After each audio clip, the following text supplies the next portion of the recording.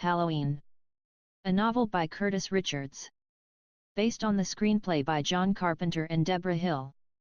Dedicated to the memories of Donald Pleasance and Deborah Hill. Copyright 1979 by Bantam Books, Inc. Prologue. The horror started on the eve of Samhain, in a foggy vale in Northern Ireland at the dawn of the Celtic race. And once started, it trod the earth forevermore, wreaking its savagery suddenly, swiftly, and with incredible ferocity. Then, its lust sated, it shrank back into the mists of time for a year, a decade, a generation perhaps. But it slept only and did not die, for it could not be killed. And on the eve before Samhain it would stir, and if the lust were powerful enough, it would rise to fulfill the curse invoked so many Samhains before. Then the people would bolt their doors. Scant good it did them, for the thing laughed at locks and bolts, and besides, there were the unwary. Always the unwary. Samhain. The Druid festival of the dead. The summer had passed, and so too had that outburst of early fall warmth now known as Indian summer. The green had gone out of the land, the crops harvested, and the chill of winter had descended like an angel of death. The people, fearing the sun might never again warm the land, held their festival to appease Muc-Allya, their deity. On hillsides and in the caves and dog and wattle huts great fires were lit to which the spirits of the departed were invited by their kinsmen to warm themselves, to be cheerful before the snows blanketed the earth. Druid priests divined who would live and die in the coming year, who would marry, bear children, wax rich, enjoy good health. And they attempted to hold at bay, through sacrifices and other rites, the witches and goblins that ran amok at that time, stealing infants, destroying crops, killing farm animals. And sometimes worse. Deirdre was the third and youngest daughter of the Druid king Gwyn and Wyll. Her hair was sandy brown with amber highlights, her eyes sea green, her complexion cream and wild rose. She was already taller than her older sisters, and her early development had been the cause of much concern in the tribal community. The other virgins tittered with envy, the married women voiced disapproval and counseled her mother to marry her off before the girl yielded to her budding impulses. The young warriors eyed her yearningly, and the old warriors thought forbidden thoughts and reflected on their faded memories. His name was Enda. He was 15, and he loved Deirdre with a secret passion that tortured him and at night caused him to cry out in his sleep. When it became rumored that Deirdre's father, the king, was preparing to offer her hand in marriage, Enda consulted his kinsmen and asked if they thought his suit would be looked upon in favor. He suspected what the answer would be, but his longing overcame his embarrassment. "Oh! Deirdre marry you," his father cackled. "With your shriveled arm and your twitching mouth." For Enda had presented himself wrong end first when his mother birthed him, and the midwives had made a botch of his delivery. "She would as soon marry my goat," howled his uncle. "Or Bulak," his brother added, pointing to the runty dog worrying a greasy bone in the corner of their hut. "Besides," said his father, "I'm told she's but betrothed to Cullen." "Now there's a lad worthy of that wench's pretty hole," his uncle burst out, raising his wineskin to his fat lips, and they continued to discuss Deirdre's charms as Enda retreated miserably from the hut into the cold night. The boy suffered tortures such as only the adolescent can. At length, he determined on a plan. If he could somehow get directly to Deirdre, he would convince her that though he was ill-favored physically, he was in every other respect a fitting candidate for her hand.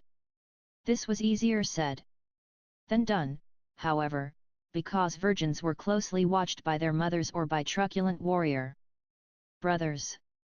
Nevertheless, one day Enda seized an opportunity when Deirdre went to fetch water from the stream at the foot of the hill. He followed her furtively, darting from tree to tree until he found her. Stooped over the stream, singing softly to herself as the water filled her clay pitchers. "Deirdre," he called timidly. She turned and gasped, eyes round with fright. "You? What do you want?" Her body tensed, and she seemed ready to bolt. I want to." The panic in her face alarmed him. He had expected to startle her, but had not imagined she would greet him with such revulsion. He stepped forward, hand extended pacifically. But she jumped back, misinterpreting the gesture. She stumbled, almost falling into the stream, and Enda moved swiftly to rescue her. "No," she shrieked. "Get away from me, monster!" She found her feet and burst into a run, crying, "Help! Help! He means to rape me!" Enda's body had been deformed at birth, but not until that moment had his soul been formed. And now it was Samhain, and Enda, humiliated beyond reason, stood on the perimeter of the celebrants, dancing and chanting around the bonfire. In his left hand he held a fat wineskin, from which he drank often. In his right he held a foot-long butcher blade which he used to cut the throats of pigs and chickens. His eyes were fixed bitterly on the figures of Deirdre and Cullen, whirling exuberantly around the fire, to the immense approval of the tribe. For their betrothal had been announced, to the joy and relief of all. Enda's legs shook and his body trembled in the cold night, though the heat of the fire was intense.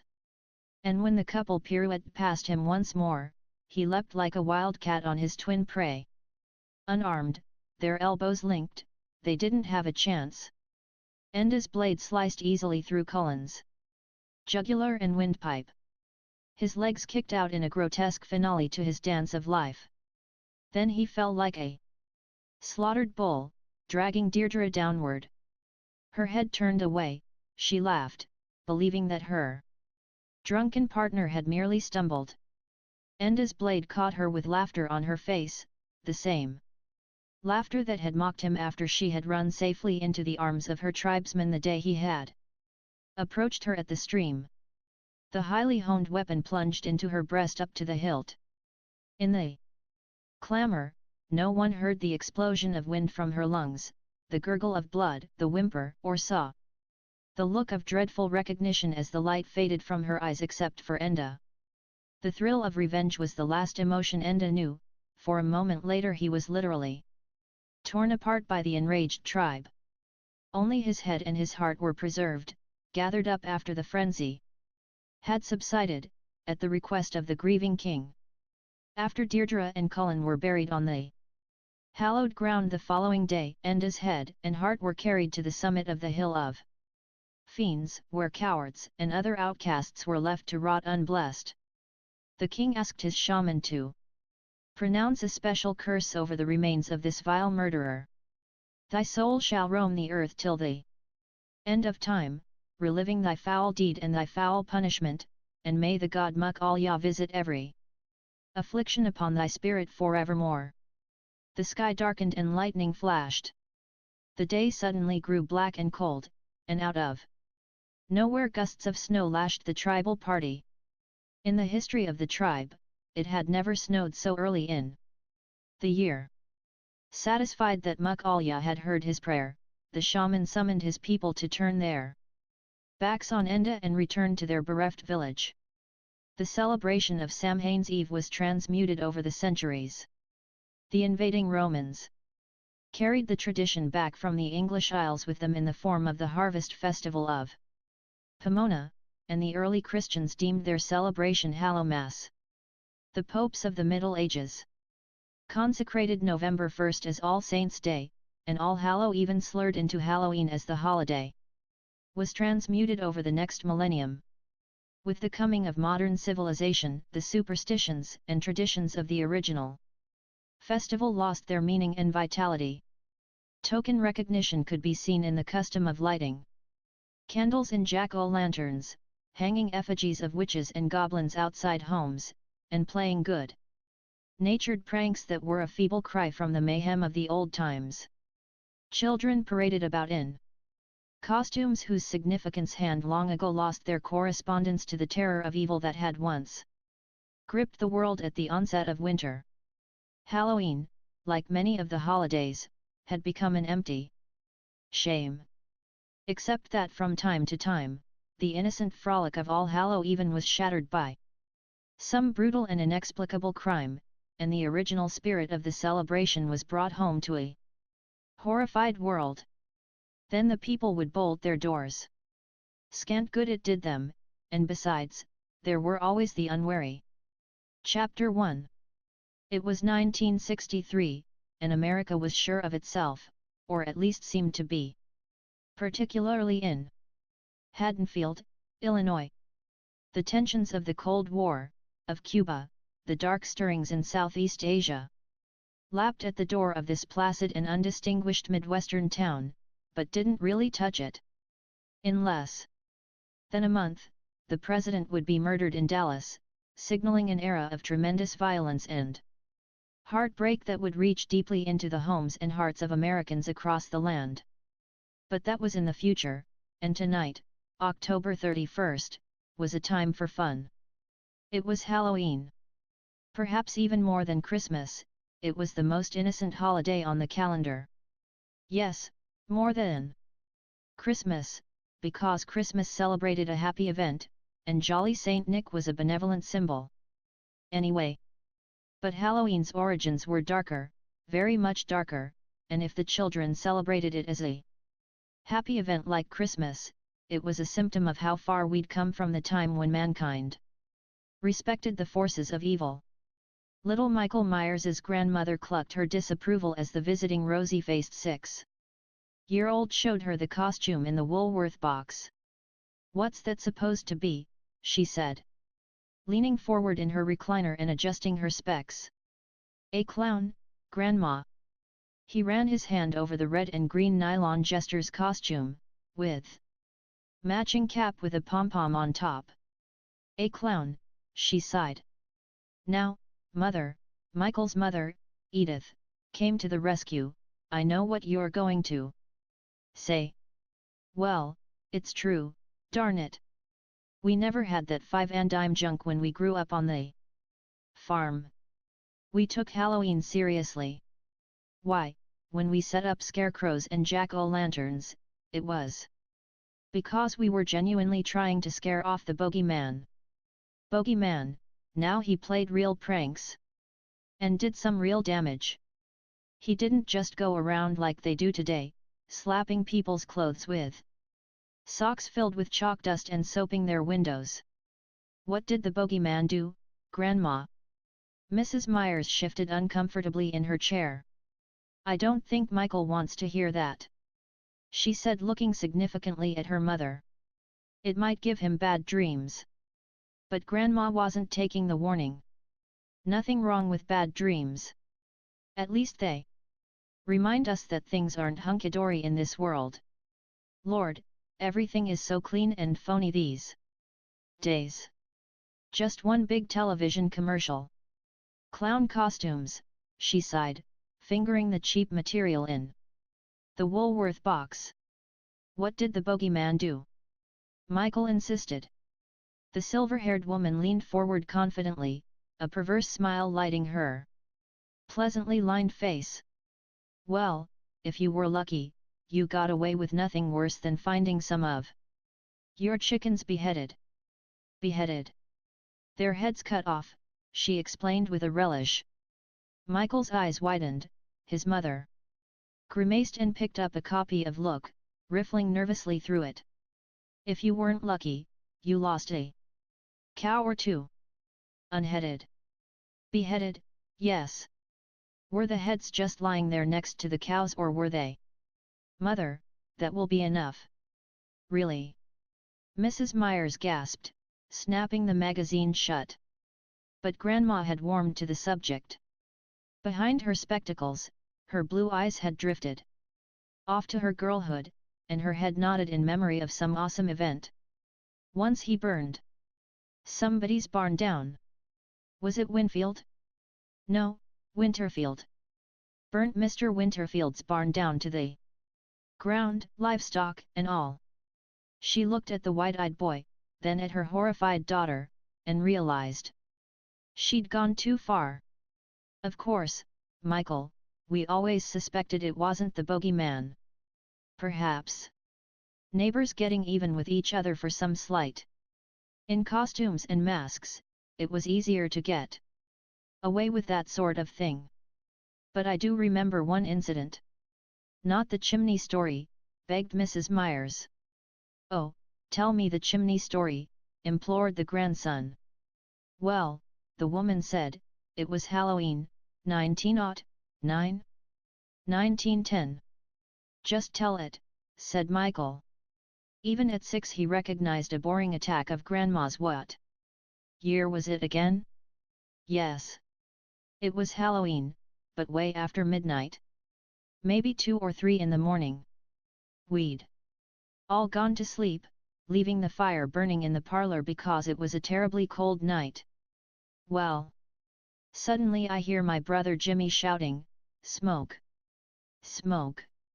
Wake up everybody, the house is on fire!"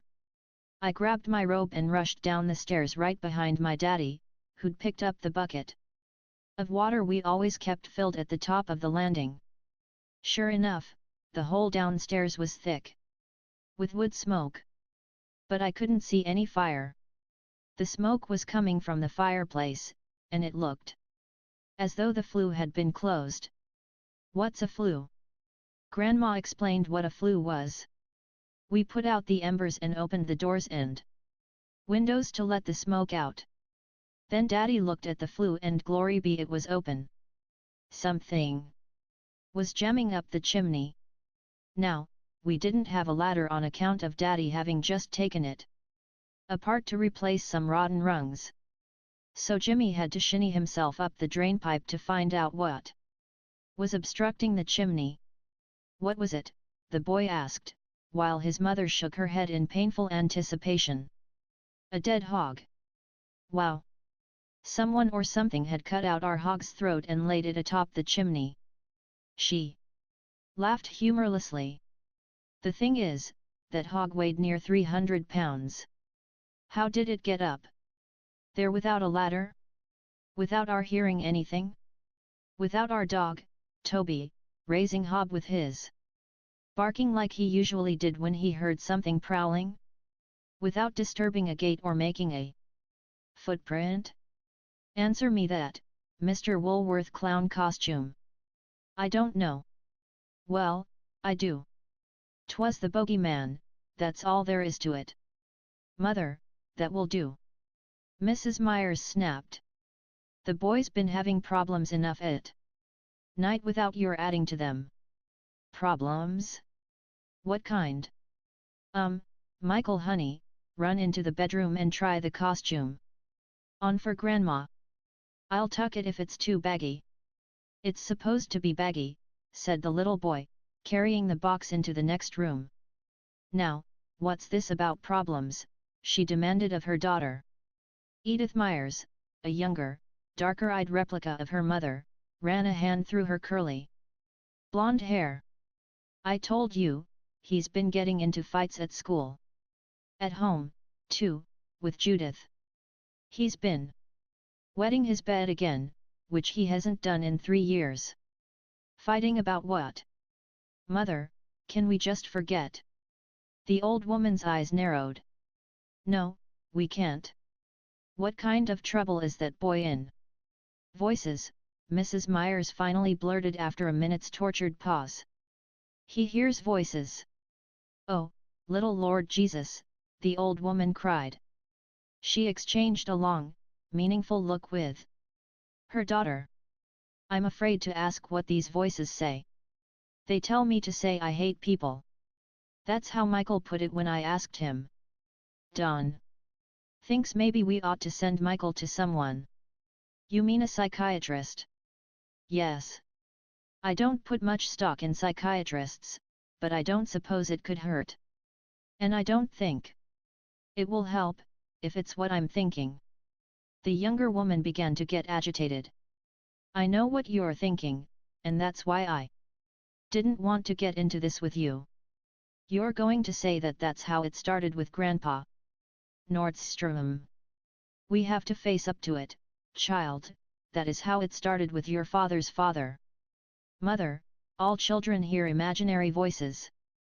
Don't you remember my Bobby Bear, who used to? It's not the same. At least, it's not something you should ignore. Does the boy have dreams? Her daughter nodded. Does he remember any? Yes, and they're very violent. Her face reddened and she turned her eyes away from her mother's piercing gaze. Mother, when Grandpa Nordstrom, that is.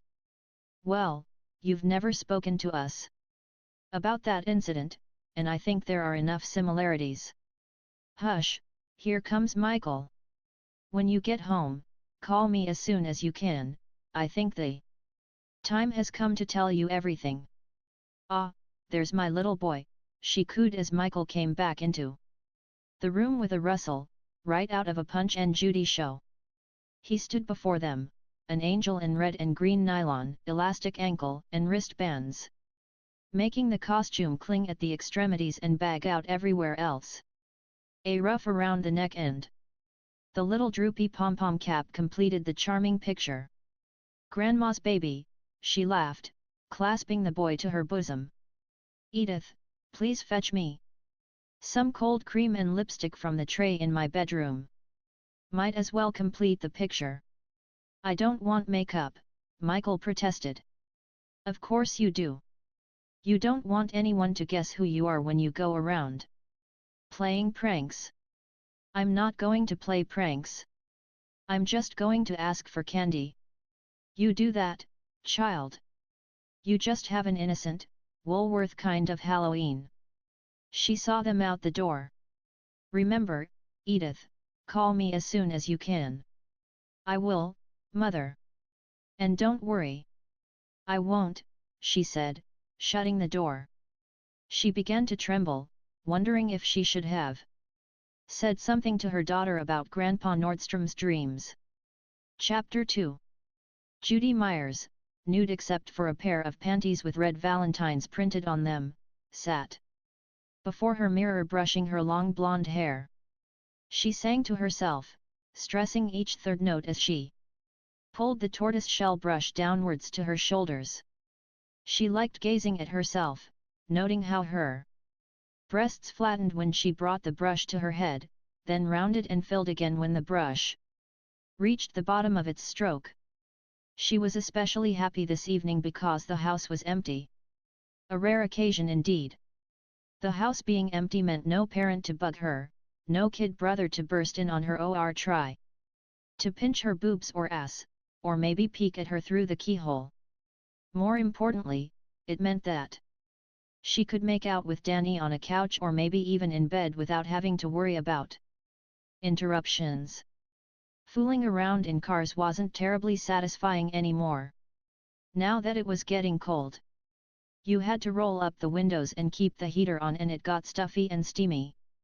And now that she and Danny had gone all the way, she was eager to do it with him in a civilized fashion. Danny's suggestion of a motel in Mapleton was not what she meant by civilized fashion. The doorbell rang. Oh, God, he's here already, she muttered, snatching up her unsexy bulky chenille robe and stepping into fuzzy slippers. She looked at the alarm clock on the table. It was 7:15. Danny was 15 minutes early. I'll kill him. Look at me. Yuch. The doorbell went off again, long and insistent. Yeah, I'm coming, I'm coming. Though she knew she'd end up undressed anyway, she'd at least wanted to start clothed for Danny, and clothed in a halfway decent way, for crying out loud, and not like some frumpy washerwoman. She galumphed down the stairs, getting really pissed off, and flung open the door. God damn it, Danny, you told me. Trick or treat. There were 8 of them, holding shopping bags. A few also held UNICEF boxes with slots in them for coins to give to their class charity. Their uniforms were all cheap and store-bought. Except for one girl tricked out in her mother's peasant skirt and blouse and a gypsy shawl. There was a pirate, a cowboy, a ballerina, 2 Wonder Women in identical 5-and-dime outfits, the gypsy girl, a spaceman, and a clown. The costumes were chintzy and looked as if they'd tear if you stuck your tongue out at them. They all wore masks, but Judy identified most of them. The spaceman and cowboy were Adam and Charlie Beckett, the pirate and ballerina were Chris and Hope Ritzinger. The gypsy was Katie Schaller. One Wonder Woman looked like Christine Frank, but Judy couldn't figure out who the other was. And of course, she guessed who the clown was, as she'd put the finishing touches on his outfit herself. Trick or treat, they repeated. Oh yeah, Judy teased. And what if I don't give you any treat? The children stood silently, puzzled. No one had ever denied them. They just assumed you filled their bags with goodies. If you turned them down, they wouldn't know what tricks to play. Judy stood in the doorway enjoying their discomfort for a moment. To her right, on a little table in the hall, were 6 bowls filled with candy corn, Tootsie Rolls, Baby Ruths, Good and Plenty, popcorn, and Hershey Kisses. There was also a dish with pennies in it for the UNICEF collection. Hey? What are you gonna do if I don't give you anything? They shrugged, shuffled their feet, giggled nervously. Then one of them said, "We're gonna kill you." Judy sucked in her breath. Who said that? The children looked at each other, then looked back at her. Michael Myers, was that you? Because if it was, it's not funny, and I'm telling Mother and Father when they come home. I'm not Michael Myers, I'm a clown.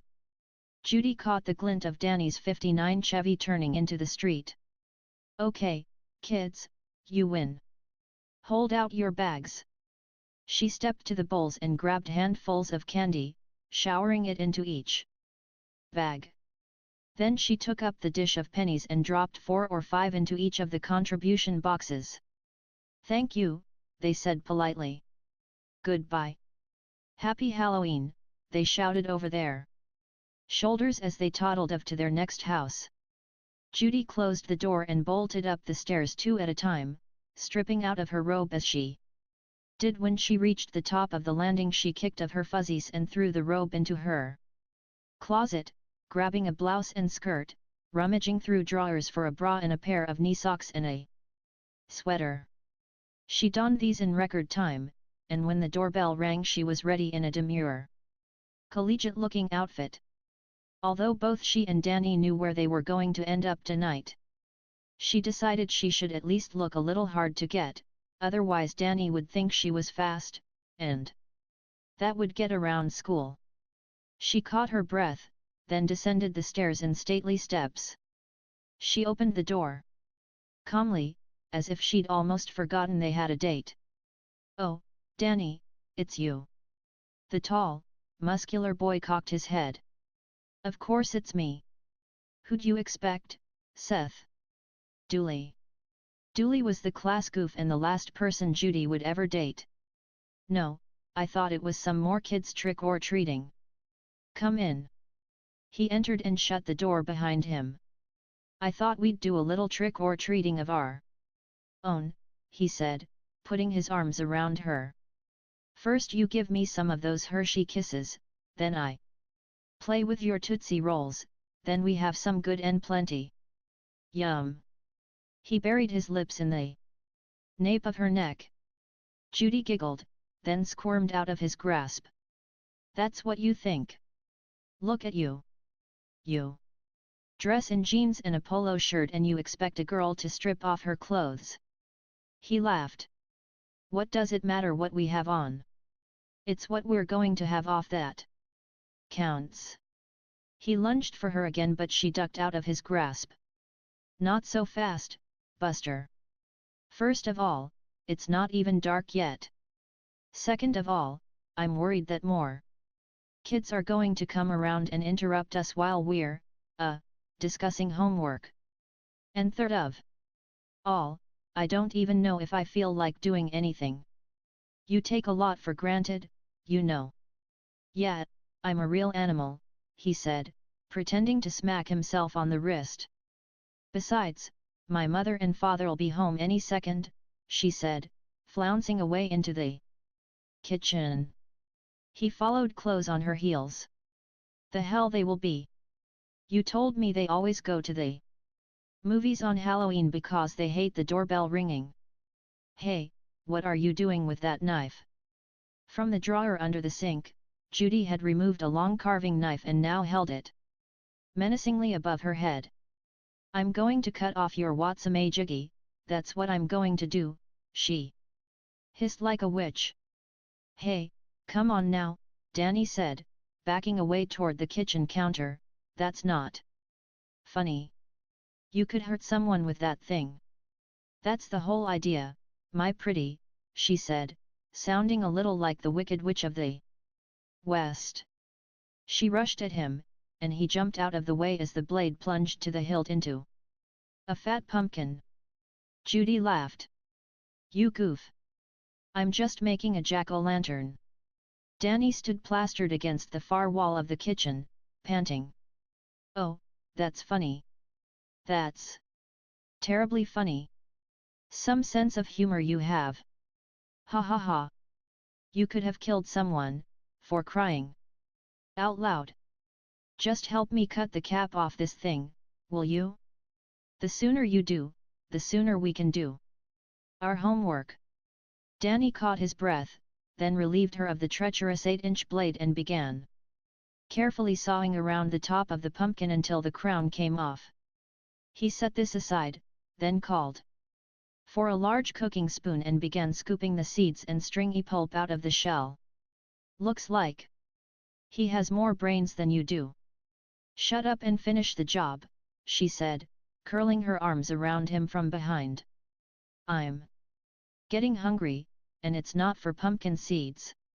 Her hands slid down his chest and belly, and Danny's knees went weak. Then he took up the knife again and sliced into the side of the pumpkin. Baby, I'm going to set a new speed record for pumpkin cutting.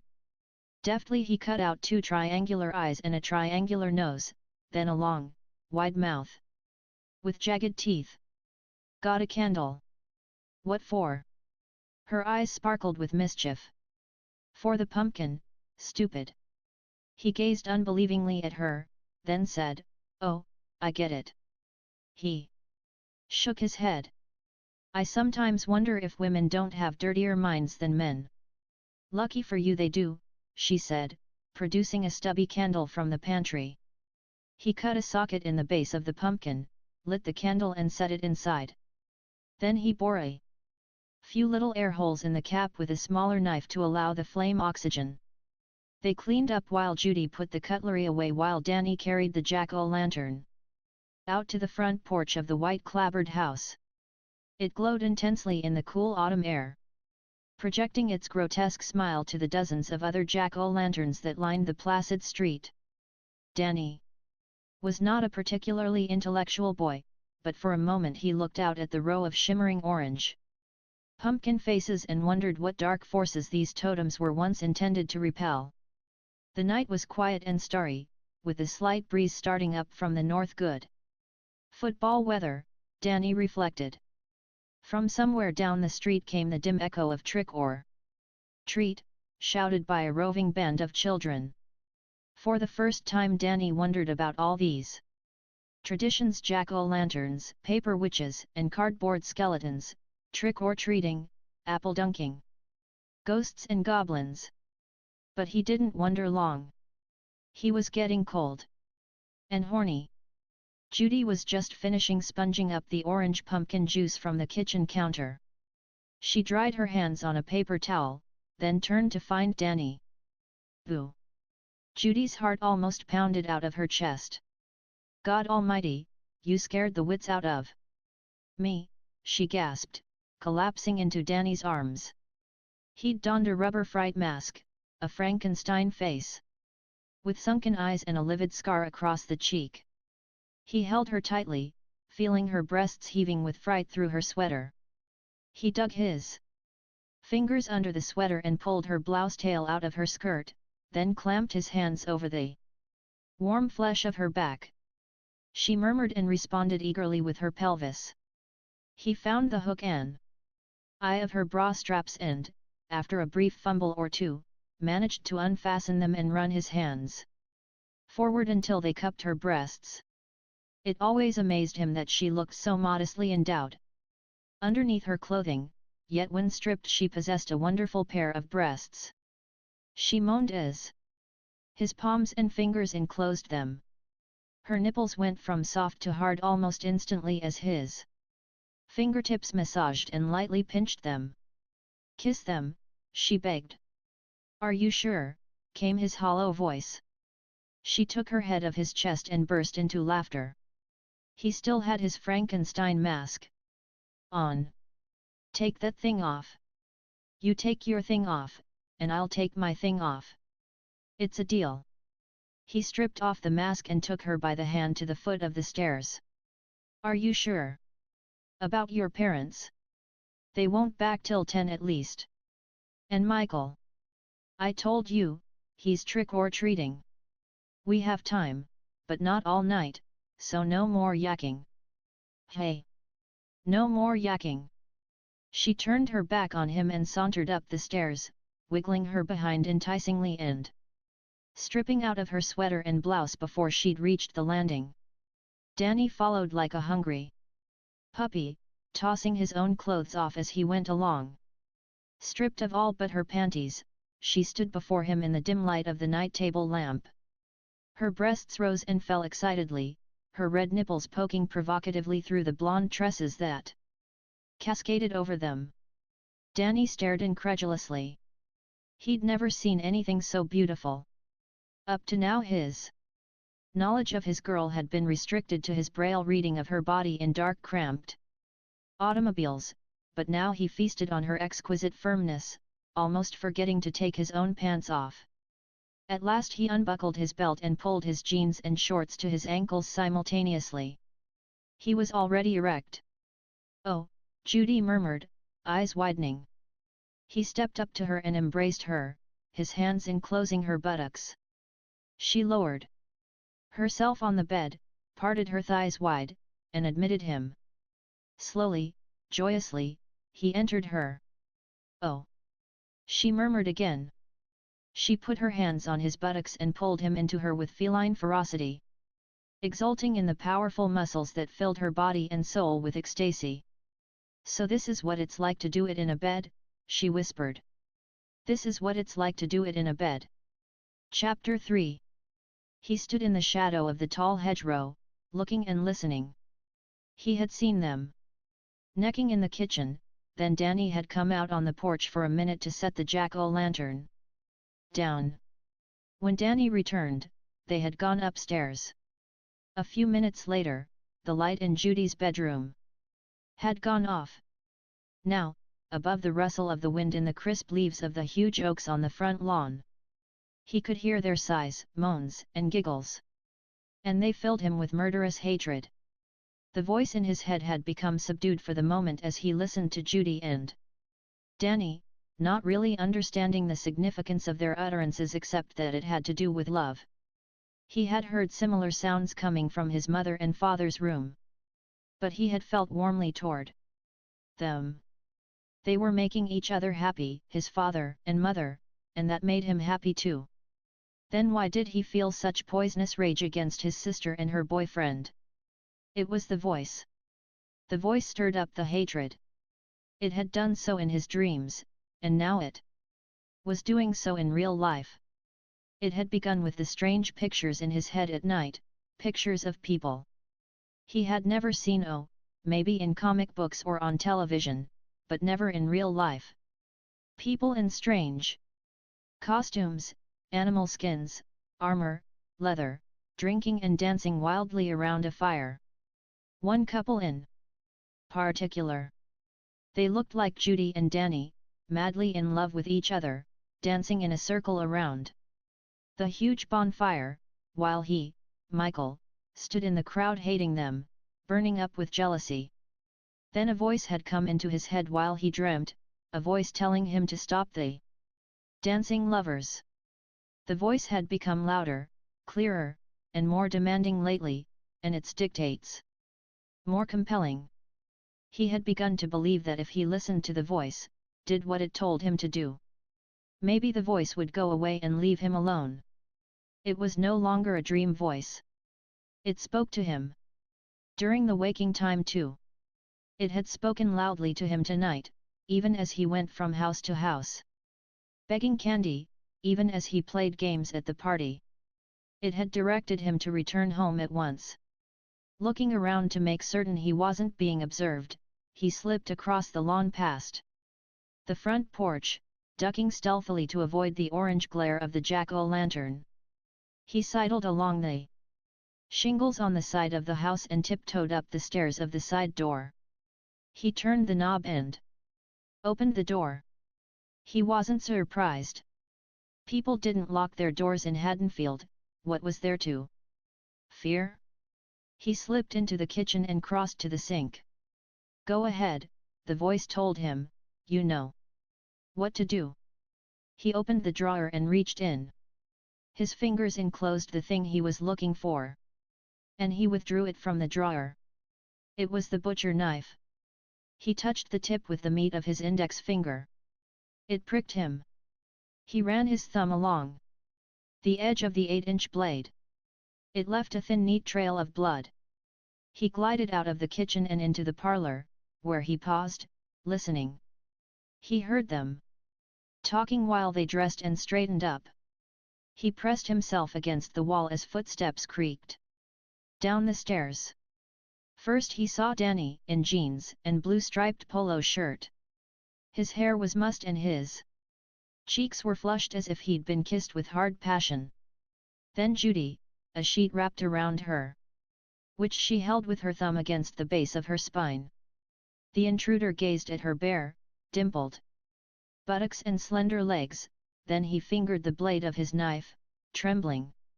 They were kissing, and at last she let go of the sheet, so that all that held it up was the pressure of his body against hers. Do you have to go? He held his watch up behind her head. I gotta. Your folks'll be home any second. She ran her hand up his thigh. How about a quick one? Here? Now? Are you crazy? You are such a chicken. I'd be a roast chicken if your parents discovered us doing it in the hall as they walked in the door. He pushed her away and the sheet fell to the floor. His eyes bulged as he took her body in. One last time. Geez, it's tempting. No. No, I gotta go. He picked the sheet up and wrapped it around her once again. See, chivalry is not dead. Too bad. Will you call me tomorrow? Yeah, sure. Promise. I'd have to be crazy not to, wouldn't I? They kissed one last time and parted like Romeo leaving Juliet. Judy shut the door behind him, leaned against it for a moment, and moaned in remembrance of recent ecstasies. She trotted back up the stairs. He stepped out of the shadows of the parlor and furtively made his way up the stairs, pausing at the landing to look and listen. Her clothes were still strewn in a trail from the top of the stairs to her bed. He followed them like a hunter tracking the spoor of his prey. He stopped outside her open door, peering inside. She sat in her red Valentine bikini panties, brushing her hair before the mirror on her dresser. She hummed a tune in her pretty voice. He stepped into the room and was halfway across when she saw him. Her eyes clouded and her eyebrows knit with puzzlement. She crossed her wrists in front of her breasts. She recognized him through his mask and called his name, bewildered. Michael, is this a joke? He continued coming at her. Get out of here, God damn it! Get out of here before I... The first slash of the knife caught her on the wrist, splashing blood across her chest and legs. She looked at the wound with more surprise than pain. She couldn't believe it was happening. Then she realized. She jumped to her feet and backed away to the wall, knocking over her chair. "What are you doing? What are you doing?" she cried. As he raised the blade again, she held her hand out to protect herself. He slashed the hand viciously, and it dropped limply to her side. Now she was shrieking insanely as she grasped what was happening. He plunged the knife into her right breast, and a great gout of scarlet blood spurted out of the wound and soaked his hand and wrist. He thrust the blade into her belly. At what point she died, he didn't know, for now that she was defenseless he stuck the knife into her again and again, jamming it into her breasts, belly, groin, arms, legs, and throat. He stabbed her 50 times if he stabbed her once, exultation sweeping over him like no joy he had ever known. The paroxysms began to die down and he stood over her, spent. It was almost impossible to recognize this piece of hacked flesh. Blood was everywhere, and the sour odor of it rose up from his hands, intoxicating him. The gory little figure turned and stepped over the fallen furniture and scattered clothing and walked down the stairs and into the kitchen. Suddenly he realized he was hungry. He reached into a bowl on the kitchen counter and stuffed a cookie into his mouth, then opened the refrigerator door and removed a bottle of milk. He emptied half of it into his mouth with his bloody sleeve, leaving a streak of red and white across his cheek. He opened the side door and went outside, still carrying the butcher knife. He stepped out onto the lawn and stood there for a minute indecisively. At that moment, a dark sedan pulled up to the curb. The assassin made no attempt to flee, but stood on the lawn waiting for the occupants of the car to get out. After a moment both front doors opened and a man and woman emerged. They took 2 or 3 paces toward the house, then saw him and stopped, staring at the figure in the blood-stained clown costume with a blood-clotted butcher knife in his hand. The man reached out and removed the mask from the boy's face. Michael. Chapter 4. They didn't know what to call him, and they didn't know what to do with him. He wasn't a man, so he couldn't be tried for murder. He wasn't even an adolescent. And although the law respecting juveniles was broad enough to cover a 6-year-old boy, it didn't seem appropriate that laws designed to handle vicious teenage punks, muggers, purse snatchers, and car thieves should apply to him. To look at him, during the hearing before the magistrate, was to see a handsome, almost pretty, rosy-cheeked little lad in a neat tweed suit, a tie, and highly polished shoes. His eyes were warm, his smile genuine, and when he spoke it was with artless sincerity. In fact, more than one newspaper report described him as charming. Yet the boy had, by his own admission, stabbed his sister 31 times at least, the coroner testified. Probably more. The magistrate concluded that the boy was either mad or lying. He questioned the little fellow very closely about whether some other person had done the deed and thrust the blade into the child's hand. But the boy's insistence on his story, and the absence of any other evidence despite the fact that poor Danny, Judy's lover, was treated very roughly by police detectives, and came within an ace of being accused, compelled the magistrate to declare it an act of madness. Yet, knowing what sort of place the boy would be sent to, and what sort of people he would be thrown in with, the magistrate agonized over the verdict that would deliver Michael into the hands of those howling maniacs and their gangster keepers that he had seen with his own eyes on a recent official visit to the downstate center at Smith's Grove. Looking ashen and exhausted, he reconvened the hearing a week later. Ladies and gentlemen of the court, in 42 years as a loyal servant of the law and of this court, I have never been asked to make as remotely cruel a decision as the one I am now compelled to make. Even as I Speak. I am aware that I'm struggling to keep my eyes from gazing upon the accused in this bizarre episode, for I know that if I do, I may falter in my duty.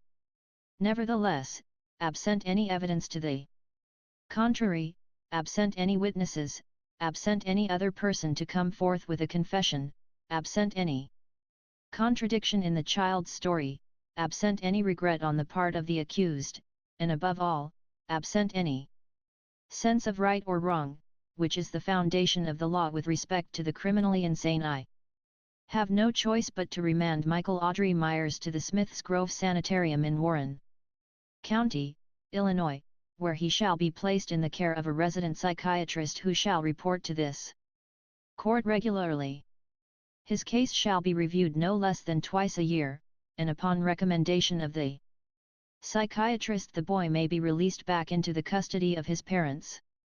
Although it is impossible for me to conceive a lengthy stay for Michael, whose brutal act I believe to have been the product of a passing madness that I hope has discharged itself forever from his system, I am obliged to cite the law concerning criminally insane minors, namely, that at the age of 21 they must be brought before a magistrate for a criminal proceeding. If Michael is still at Smiths Grove 15 years hence, he shall be brought before the court on the day of his 21st birthday, where he shall be tried as an adult for the murder of Judith Margaret Myers.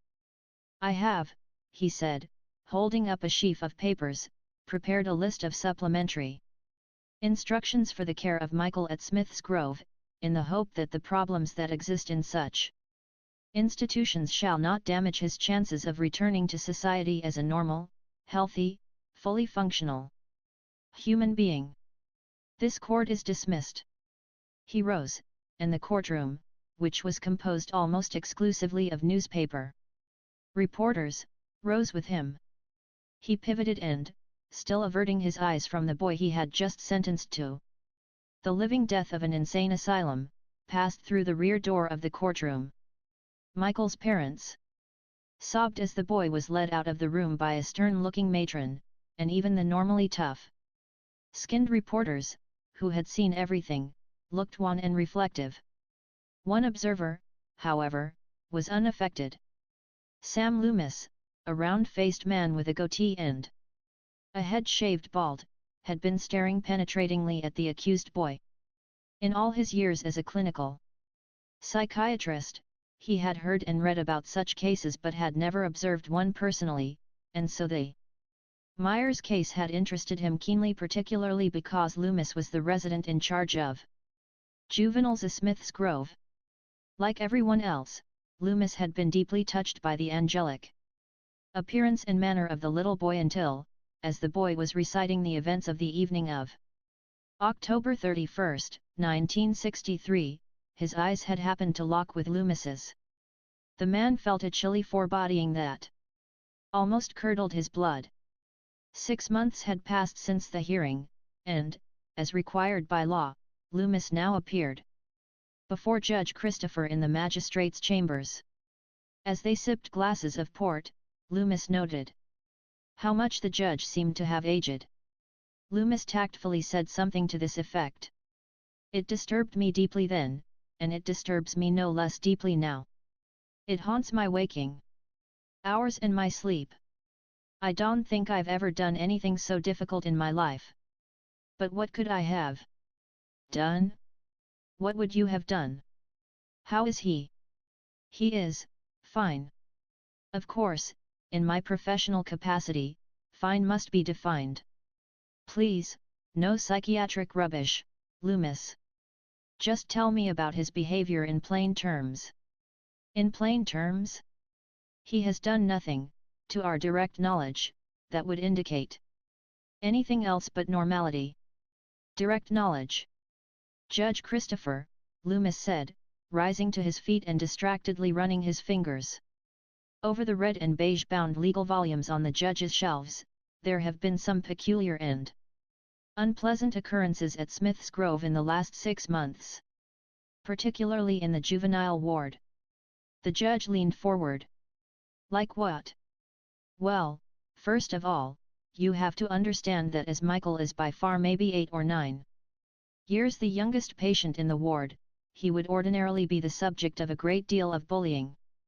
Yes. I should imagine so.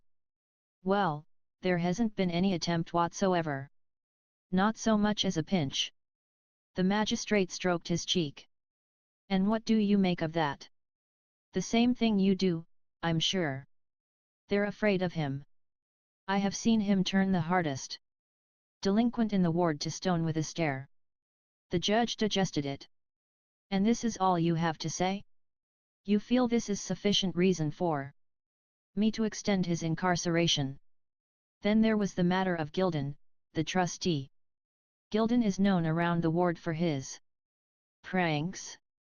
The children love him, he's the only breath of fresh air in the place. One day, about a month after Michael's arrival, old Gilden played one of his harmless practical jokes on the boy, one I've seen countless times. What was that? Oh, he loosened the cap on the salt shaker, so that Michael salted his dinner. The contents of the shaker fell into his food. As usual, it got a big laugh. It has become practically an initiation ceremony for the youngsters at the hospital. And Michael didn't think it was funny. What did he do? Nothing, at the time. But that night, Gilden came down with a case of cramps so severe he had to have his stomach pumped. It was analyzed as food poisoning. But you think? Yes, though I don't know how the boy might have gotten to the kitchen or what he could have used. The juvenile ward is separated from the kitchen by a series of guarded or locked passages. I see. Anything else? Nothing quite as tangible. But the other boys in my charge have become, well, rather restless since Michael's arrival. Like a herd of cattle that instinctively feels the presence of wolves out there in the darkness. They always seem to be on the verge of bolting. Stampeding. The judge looked at him. Dr. Loomis, I think you know how profoundly unnerved this matter has made me, and how desperately interested I am in seeing Michael treated and released. I'm not overly impressed by the observations you've made this morning, and it's only your reputation that keeps me from making some rather critical remarks. Now, I want to know if the boy sticks to his story. Understands what he did, feels remorseful, feels purged of the murderous hatred he described to us at the hearing, that sort of thing. Judge, said Loomis, collapsing into a leather chair, the boy's story and attitude haven't changed a whit since the hearing, though I have spent nearly 2 hours a day with him every day for 6 months. I have nothing to go on but my experience and my hunches, and I tell you out of the depths of all I have learned and observed in 15 of exploration of the human mind, Michael Myers may be the most dangerous person I have ever handled. Loomis's crystal blue eyes locked with Christopher's and held them for a long moment. Then the judge pulled his gaze away and quaffed down the rest of his port nervously. Damn it! Loomis, I cannot run my court on hunches, hearsay, coincidences, or anything but hard evidence. So, unless you can come up with something he says, something he do, I am going to seriously entertain the boy's release the next time you appear before me. Is that understood? Yes, Your Honor, Loomis breathed, taking his leave with no ceremony whatever. In the following months there were more occurrences, and in Loomis's mind there was no doubt whom to ascribe them to. Every time Michael was slighted, or fancied he was, by a staff member or another inmate, some awful vengeance was visited upon the offending person. It might be a day, a week, a month later, but Michael got even. The problem for Loomis was that no one ever observed the boy doing it directly. One day, as the boys were watching television in the lounge, a 15-year-old got up and turned the sound lower. Michael rose and turned it up again. The other boy turned it lower again. Michael accepted the situation with a resigned shrug. That evening, as the older boy showered, the water turned scalding. The lad was harmed. Only enough to discomfort him for a week, but it could have been serious, and everyone knew who was behind it. Yet apparently Michael had not left his room. There were other incidents. A nurse who quarreled with Michael fell down the stairs 2 days later, fracturing her pelvis. A boy who borrowed a game from Michael and forgot to return it suffered a vicious rash that hospitalized him for a month. What doubly disturbed Loomis was that subtly but definitely, the boy was capturing the leadership of the juvenile ward, because no one dared to challenge him. Everyone, staff and inmates alike, indulged him, and so he pretty much got his way. Loomis wondered when his own turn would come, but it never did, and he believed it was because no matter how much Loomis challenged the boy, no matter how much he thwarted him, Michael knew that Loomis was trying to help him. The boy grudgingly acknowledged Loomis's authority, and that, Loomis concluded, was probably the only thing that prevented Michael from walking scot-free out of the institution. "You could, you know," Loomis said to him one afternoon, during their regular therapy session. "That's how much they fear you. If you were to ask an orderly for keys, ask a guard or trustee to turn his back at the appropriate moment, you could stroll out of here. Such is the power you exert over them. Isn't that true, Michael?" The boy's eyes clouded and he shrugged his shoulders. "I don't know what you mean, sir." "Ah, but you won't do it," Loomis said, almost smugly. "You won't do it because you have it made here. Here you have your own little world. If you were to escape, why, what would await you out there but strife and hassle? So you stay here, snug and secure, isn't that true, you little dev?" Loomis caught himself. No matter what he believed, it was unprofessional to express it that way, and besides, when you got right down to it, no one had ever seen the kid do anything to anybody. Which is why, at this outburst of Loomis's frustration, Michael simply fluttered his long eyelashes, smiled, and said, "I don't understand, Dr. Loomis." Loomis dreaded his next 6-month review of Michael's case with Judge Christopher. Because if Loomis couldn't produce any hard evidence of wrongdoing on Michael's part, the judge might very well order his release. So it went, through the summer and early fall. Then, one day in mid-October, at the end of another fruitless therapy session, Michael dropped a bomb. "Can we have a Halloween party, Dr. Loomis?" Loomis's eyes all but bulged out of their sockets. "A Halloween party? You of all people! All the other kids think it would be a wonderful idea. So does Nurse Kramer, and Drive. Martin said he'd have no objection. Nurse Kramer and Dr. Martin are my subordinates, and they. Are you sure you don't want us to have one?" Michael asked. His feelings were clearly very strong. "Of course I'm." He caught himself in mid-sentence, and suddenly he realized a Halloween party might be just the thing. A plan formed in his mind, and after a moment's reflection he said, "Well, actually, I see no harm." The mere announcement of the party proved therapeutic for most of the boys in the ward as they set to work industriously to create costumes and decorations. The costumes they chose were revealing their deepest fantasies, and this was an unexpected bonus for the psychiatric staff who might otherwise have had to probe for months into their minds for the same material. In the last week before Halloween, Michael began to get restless and excited, edgy and irascible.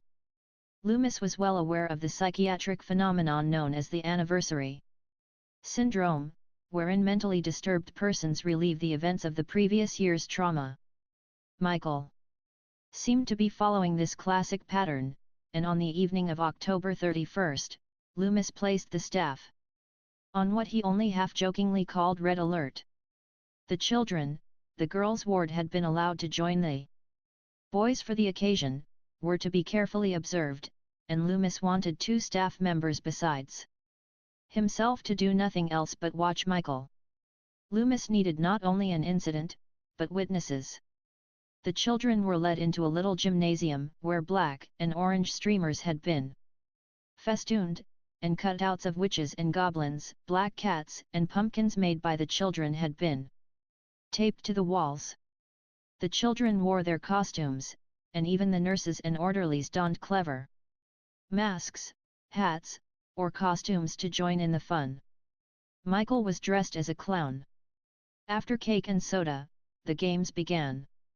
For obvious reasons, they were kept simple and non-threatening.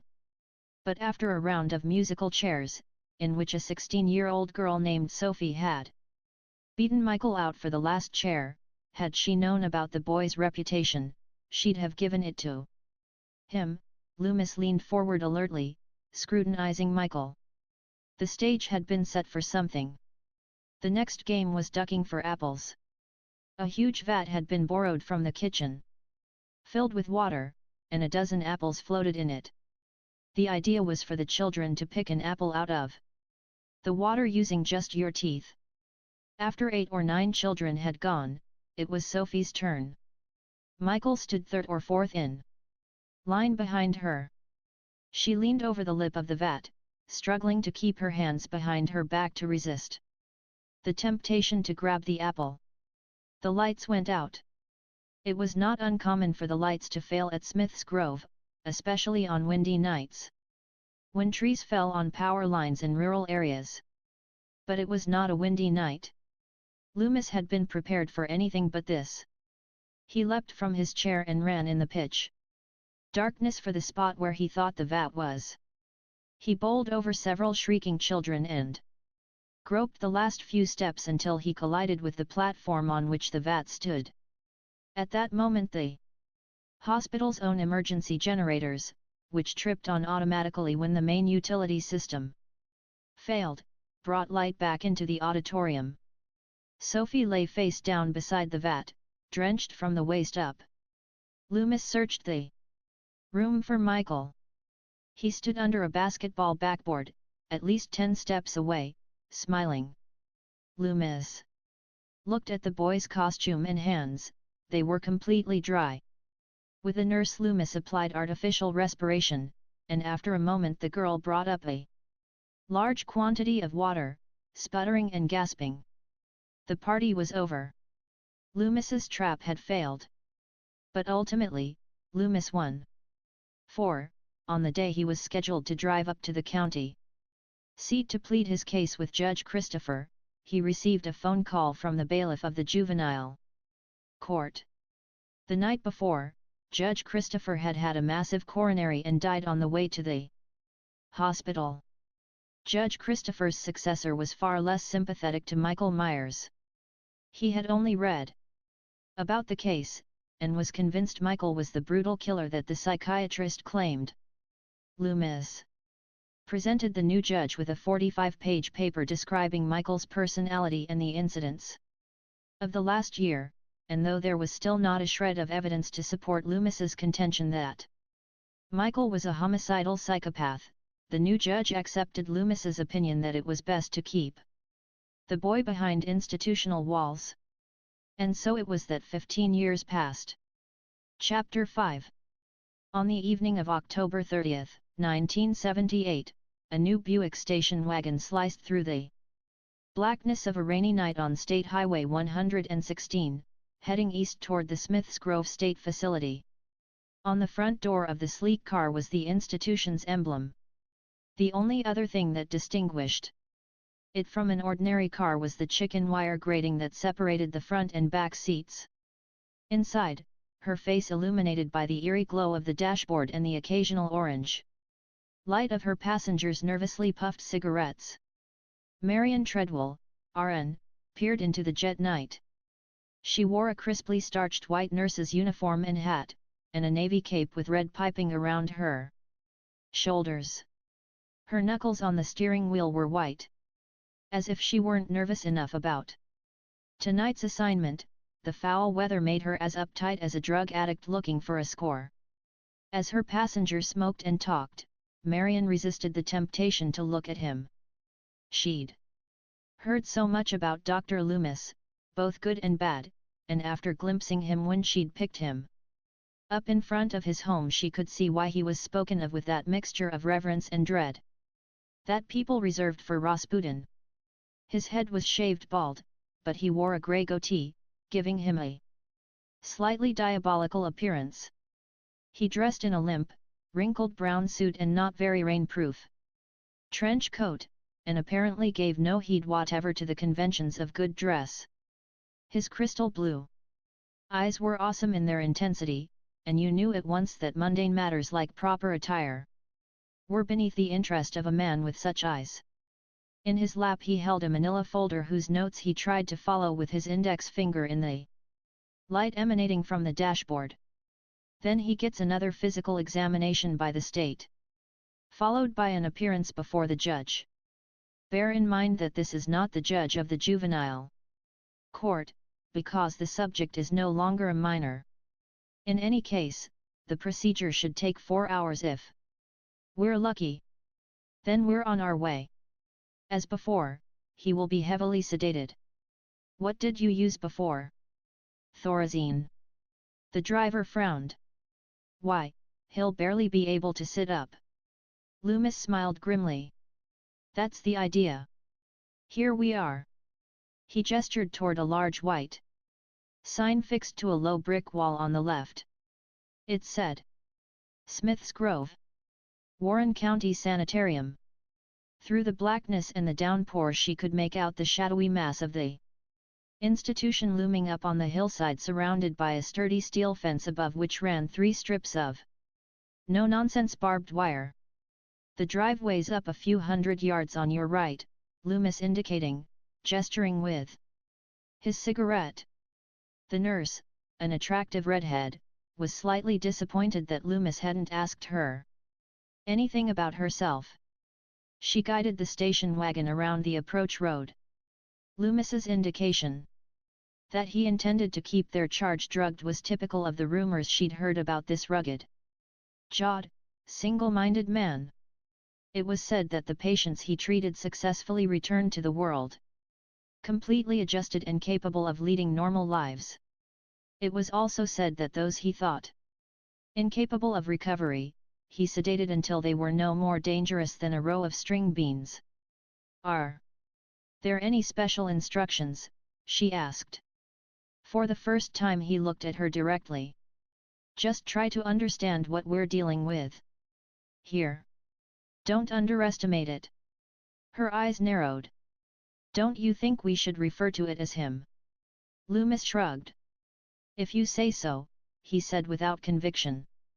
Your compassion is overwhelming, Doctor, she said, reaching for a pack of cigarettes.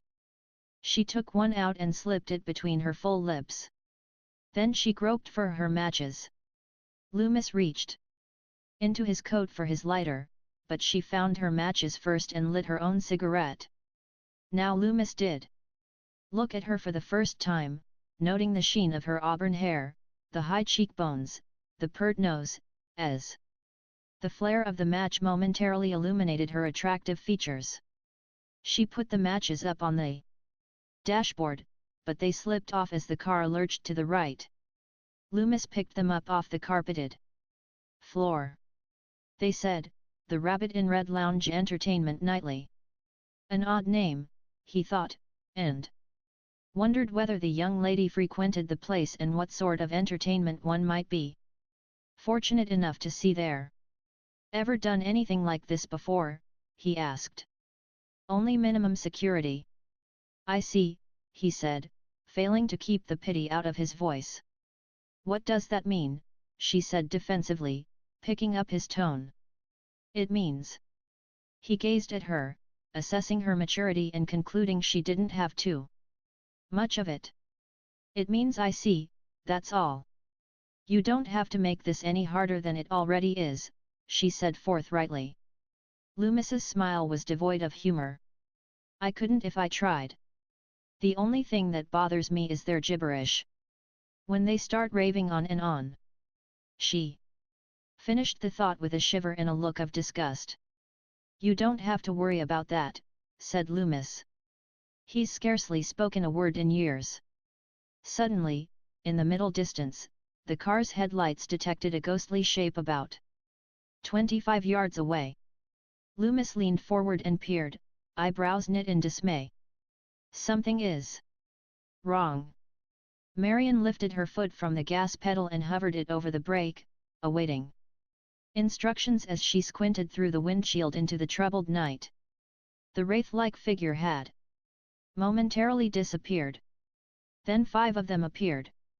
Patients clad in wind-blown, rain-soaked white gowns, wandering or cavorting around the field outside the fence. Their eyes were hollow and almost zombie-like, their faces ravaged by decades of incarceration. Since when do they let them wander around? Marion asked cynically. They don't, Loomis replied unnecessarily, gesturing impatiently for her to drive the rest of the way to the gate, where there was a telephone. Drive, drive. A figure stepped in front of them, a male patient with an insane grin and red-rimmed eyes. Marion had to stop the car to avoid running him over. Loomis thrust open his door and jumped out. He trotted over to the bewildered escapee and asked him a question. The man gesticulated with wild, gnarled hands. Loomis's eyes clouded with fear. He rushed back to the car and hopped in, rivulets of rain trickling down his bald head into his face and beard. Pull up to the entrance. Shouldn't we pick him up? Move it. Marion pressed the gas pedal. The rear tires whined on the wet pavement, then grabbed. The powerful car almost knocked the hapless inmate down. What did he say? He asked me if I could help him find his purple lawnmower. I don't think this is any time to be funny, Marion declared indignantly. After all, I'm. He said something else, Loomis said ominously. He said, it's all right now. He's gone. The evil's gone. They exchanged a serious look. What does that mean? Wait here, he said, leaping out of the still-rolling car and rushing to the guard booth. He slid the door open and stepped on something soft. He knelt over it. It was the guard. His head was twisted on his neck as if some giant hand had tried to unscrew it. The man's eyes bulged hideously, and his tongue lolled over bloody lips. My God! Loomis gasped as he reached for the phone. Inside the car, Marion drew nervously on her cigarette as the escaped inmate stood there. Danse macabre around the parking lot. The driving rain drummed on the roof and hood, and Loomis's contorted face in the guard booth as he shouted his message to the main house did not make her feel any easier. All at once there was a tremendous thump on the roof, which buckled momentarily before popping back into shape. Marion glimpsed a flutter of white cloth out of the corner of her eye and realized what it was. Oh, no, one of them is on the roof of the car, she muttered, rolling the window on the driver's side down to plead with the inmate to get down. The noise on the roof was unimaginable. Like someone dancing on it. Marion stuck her head out of the window. Okay, that'll be enough. She did not see the powerful hand extending from the roof, but a moment later it had her by the hair and was attempting to pull her through the window. When the intruder realized he couldn't do that, he attempted to get a grip on her jaw to twist her head off. For a moment she shrieked with helpless panic, but Loomis either didn't see what was happening or couldn't help. There was only one solution before this monstrous hand snapped her neck. She groped desperately for the knob of the window and found it after what seemed an eternity. She gave it a quarter turn with her free hand, but the problem was that her head was out the window and the man's grip was too strong for her to pull back inside the car. Frantically she clawed at the hand. A finger passed over her open, screaming mouth. She clamped her teeth on it with all her might. The thing let out an inhuman howl and momentarily relaxed its grip. She yanked her head back inside and closed the window on his hand. He roared again and pulled his hand out of the window. Before her last turn on the knob clamped him irrevocably. Marion clutched at her throat and gasped for air. She was momentarily safe, but an instant later she had her hands full at the window on the passenger side. The inmate, still on the roof, had struck the window with shattering force, and the window's protective glass had cracked into 1,000 geometric splinters that adhered to each other for the moment but would fly into the car next time he struck it. The thing peered upside down into the car, and Marion saw a ghastly rain-soaked creature, made even more horrible by the spiderweb pattern of the cracked window. Now, in blind panic, she stepped full on the gas pedal. The tires keened on the wet pavement, then took hold and the car lurched forward. Marion tore around sharply from left to right to left again. The car swayed and skidded, but the thing, clinging to the windshield wiper and a door handle, somehow managed to hold on. The rain cascaded down the windshield and she couldn't see a thing. She certainly didn't see the parking lot curb when she struck it at 40 miles an hour. The wheel tore out of her hand and her chin struck the rim. The station wagon spun wildly out of control, hurling her across the seat to the passenger side.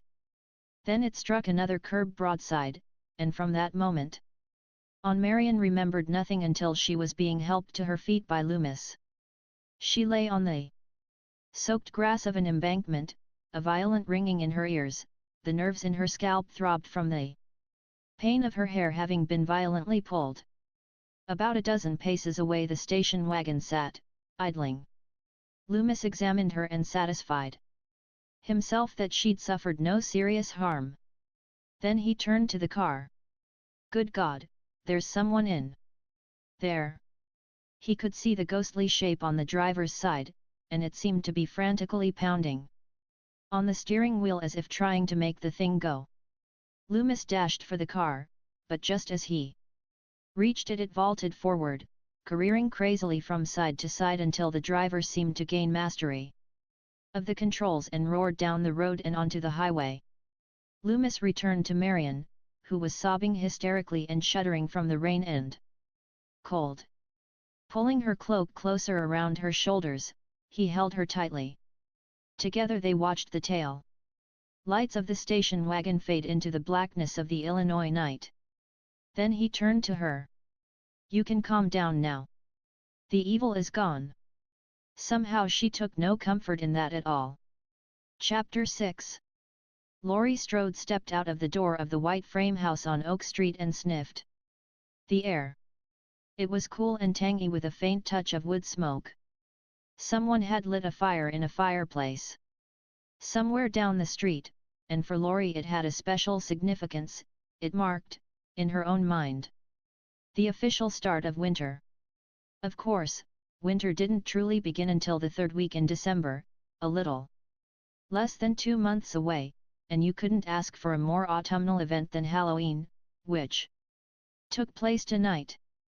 Nevertheless, Laurie thought about winter, and felt that same mixture of eagerness and dread that most Midwesterners feel about the season.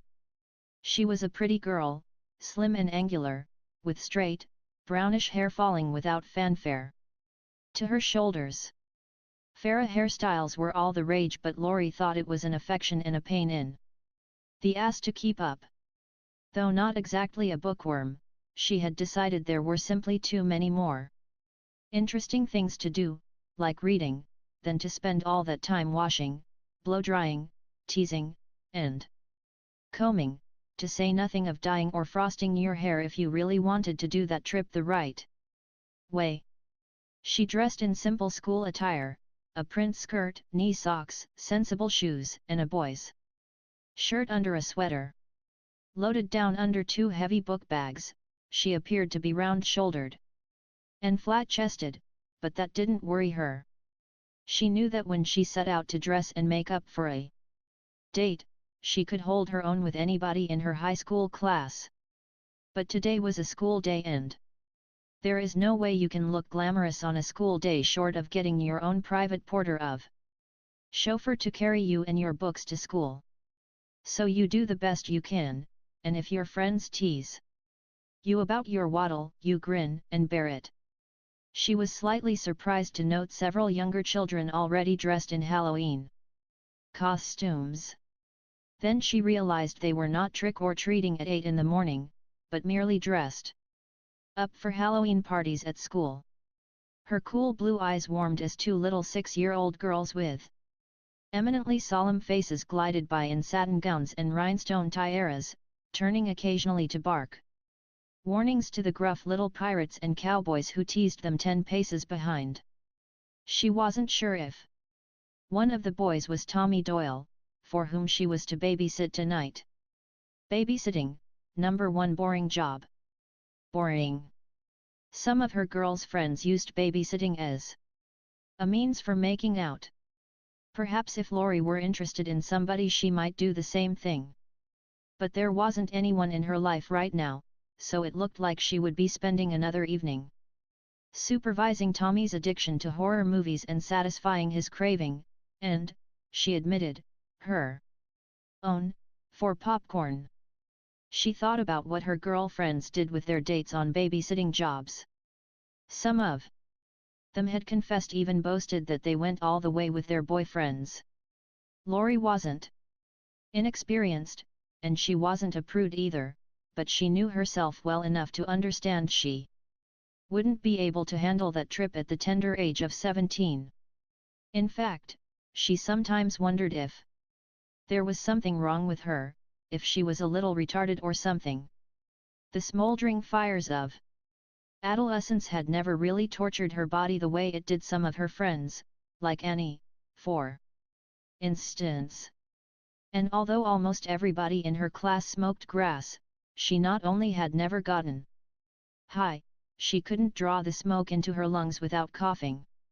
And she was too smart to be interested in any other kind of drug. Lori, Lori, she said under her breath, shaking her head morosely, at this rate you'll end up to be as sensible as your mother. What a drag! What are you dreaming about, sweetheart? Came her father's voice from behind. Chester Strode stood on the front doorstep, fooling with a keyring. Oh, the usual, sex and drugs, she laughed, knowing he wouldn't take her seriously. Thank goodness, he said. I was worried you were ODing on English Lit and Political Science. No danger of that, she retorted. My parents brought me up to be a straight and decent kid. They walked together to his car, a black sedan with Strode Real Estate emblazoned in bold red and white on the door. It never failed to embarrass her, this advertisement glaring at people wherever they drove. Maybe things like this were done in Cleveland or Chicago or St. Louis, but in a small town like Haddonfield most people kept a low profile. Oh well, it brought daddy business, and as her father was fond of pointing out, business meant food and clothes and a college education. So she couldn't really complain. They stood beside the car for a moment until her father managed to slide the proper key off his ring, which had so many keys on it. He called it his occupational affliction. He looked like a jailer. Handing a simple brass key to her, he said, "Now don't forget to drop this off at the Myers place." "I won't," she said. She decided to keep it in her hand instead of dropping it into her book bag, where it would be out of sight, out of mind. "They're coming by to see the house at 10:30. Be sure you leave it under the mat." "I promise." She started to walk away. "Haven't you forgotten something?" he called after her. He stood by the car, head tilted, exposing his freshly shaved cheek. Lori walked back and put her lips hastily to his cheek, hoping none of her girlfriends was watching, then feeling guilty immediately afterward. Why should a girl be embarrassed about kissing her own father, for crying out loud? She set out down Oak Street, rolling slightly from side to side with the weight of her books. The famous Lori Waddle. In her right hand the key to the Myers house seemed to tingle, and suddenly she found herself thinking about the house. It was the one property her father handled that he was ashamed to speak of, and his relief at unloading it for once far outweighed his profit motive. 4. This was the house in which a 17-year-old girl had been brutally slain by her little brother 15 years ago. The Myerses had moved away a few months after the tragedy.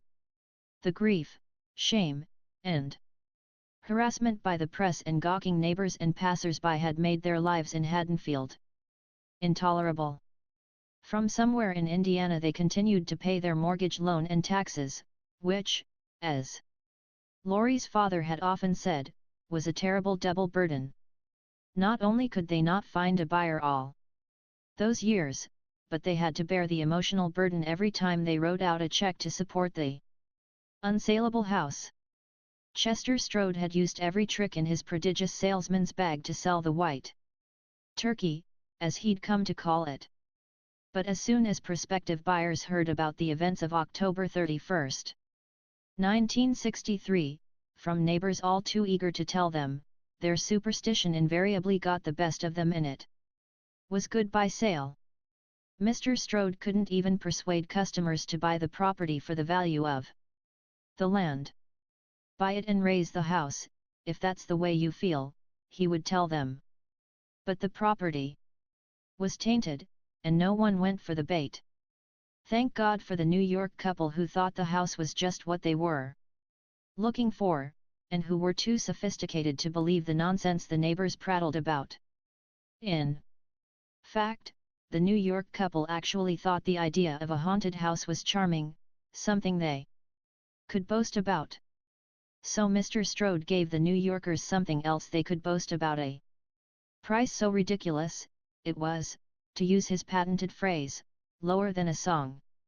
Laurie wondered what it must have been like that night for the Myers girl, seeing her tiny brother coming at her with that enormous butcher knife. Imagine a blade that long going into her stomach, her breasts, even her. It was unspeakable, unthinkable. Hey, Laurie! Rarely had she been so relieved to be pulled out of a fantasy.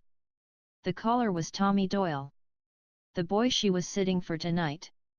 The 8-year-old with tousled brown hair and bright eyes trotted up to her, swinging 2 or 3 books strapped together with a belt. Laurie, whose own load of books qualified her to join the stevedores union, sighed at this symbol of vanishing youth. "Hi, Tommy." He caught up with her and they walked side by side for several paces. "Are you coming over tonight? Same time, same place. Can we make jack-o'-lanterns?" "Sure." "Can we watch monster movies?" "Sure." "Will you read to me?" "Can we make popcorn?" "Sure." "Sure." Her answers came absently and automatically. They were the same questions every time. But this time she was thinking about poor Judith Myers as they turned the corner and walked the 100 paces into Peacher Street where the Myers house was. She couldn't purge her mind of that awful picture of a knife, a long, silvery knife, flashing through the air and plunging into her body. A knife wielded by a. "How old are you?" They had stopped abruptly, and Laurie was staring at the boy. "You know how old I am." "I'm 8. "Why?" She hesitated, not wanting to put murderous thoughts into the head of the kid she was sitting for tonight. Yet there was something she had to know. "Have you ever felt like killing somebody?" The boy shrugged. "Sure." "You have?" "Sure." "Hasn't everybody?" "They have." Her eyes bulged. "Sure. When somebody takes something away from you, or your parents tell you you can't have something, or the teacher gives you too much homework, you feel like killing them. Is that what you mean?" Well. Oh, that's what you mean," Tommy said, eyes rounding and the color draining from his face. They had arrived at the Myers house. It was a ghost of its former self, weather-beaten and dilapidated.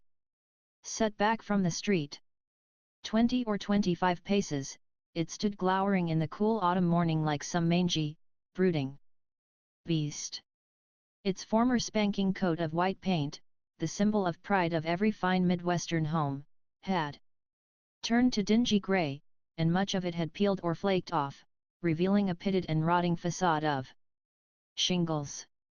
Several windows had been broken by kids or vandals, a few of whom had been bold enough to scrawl graffiti on the front door. A huge elm beat against an upstairs window as the breeze stiffened. "You're not supposed to go up there," the kid said, freezing to the spot. Laurie flourished the key. "Yes, I am." That's a spook house." "Just watch," she said, walking coolly up to the porch. She lifted the welcome mat as her father had instructed and placed the key under it.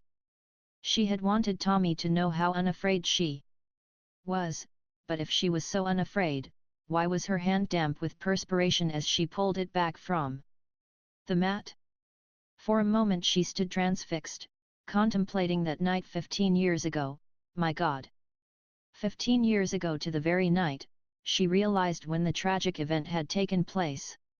She vaguely heard Tommy on the sidewalk pleading with her to get away from there, but the horror of it attracted her in some perverse way. Was it the fascination of the innocent with wickedness, or just some sort of sick curiosity? Or, was she herself capable of the same gruesome deed? She shut her eyes and imagined herself picking up a butcher knife and plunging it into the breast of whom? Whom did she loathe so much she would want to do that to? To someone in your own family, for God's sake. She couldn't think of a soul. "Laurie, please, I'm getting scared," the boy was whining. "So am I," she laughed with a shudder, trotting down the porch steps and joining her young companion. And, as she turned her back on the house, a figure inside it, dark, shadowy, sidled up to the front door and pushed the tattered curtain aside with a knuckle. He watched the slim blonde toss her head and laugh as she raised her hands like a bogeyman to frighten her young companion. He breathed heavily, raspingly, as he watched the girl, and a memory entered his mind, the memory of another girl, another blonde, willowy and pretty. He remembered the trapped and frightened look in her eyes, and the futile, pathetic way she had raised her hands to protect herself. He followed the girl and boy with his gaze until they disappeared from view. Then he walked up the creaky stairs to the second floor and peered into the room where it had all happened. "I thought you liked to be scared," Laurie teased Tommy. "God knows, you groove on horror movies enough." "Yeah, but those are movies. You can always turn the television off if you get too scared. You can't turn off real life." "That's very wise, Tommy. Lonnie Elam said never to go up there." "Lonnie Elam said it's a haunted house. He told me about some real awful stuff that happened there once." "Lonnie Elam probably won't get out of 3rd grade. I gotta go." "I'll see you tonight," Tommy said, breaking away. "See you." She paused on the corner, feeling odd, as if someone was boring into the back of her skull. She turned and gazed back at the Myers house. She could just make out the gable of the bedroom where Judith Myers had been killed. Her eyebrows knit. Was she crazy, or was there a shape standing in the window staring at her? She rubbed her eyes and looked again. No, there was nothing there after all. Her imagination was working overtime again. She pivoted and continued down the street to school, trying to stride smartly, but rolling with a slight waddle that everybody knew belonged uniquely to Laurie Strode. Chapter 7. Sam Loomis strode down the steps of the institution, gesturing to the sky as if invoking the Almighty to help the fool beside him understand. The other man, gray-haired and ashen-faced, shrank before Loomis's wrath. "I'm not responsible, Sam," Dr. Wynne pleaded unconvincingly. "Of course not. I've given them his profile. Loomis stopped in his tracks and stared at the sanitarium's chief administrator. You gave them the profile of a village idiot, not a homicidal maniac. 2 roadblocks and an all-points bulletin. Wouldn't stop a 5-year-old. He all but ran back to his car, again hurling imprecations to the sky. I sometimes wonder who needs shock treatments more, the patients or the staff. He was your patient, doctor, Wynne argued half-heartedly as Loomis unlocked his car door. If the precautions weren't sufficient, you should have notified. I notified everybody. You have a file on that man 6 inches thick. Either you don't read these things or you can't. Oh, God, save me from these bureaucrats. He slipped quickly into the car and fumbled for his keys. There's nothing I can do, the hapless Wynne said. That's certain.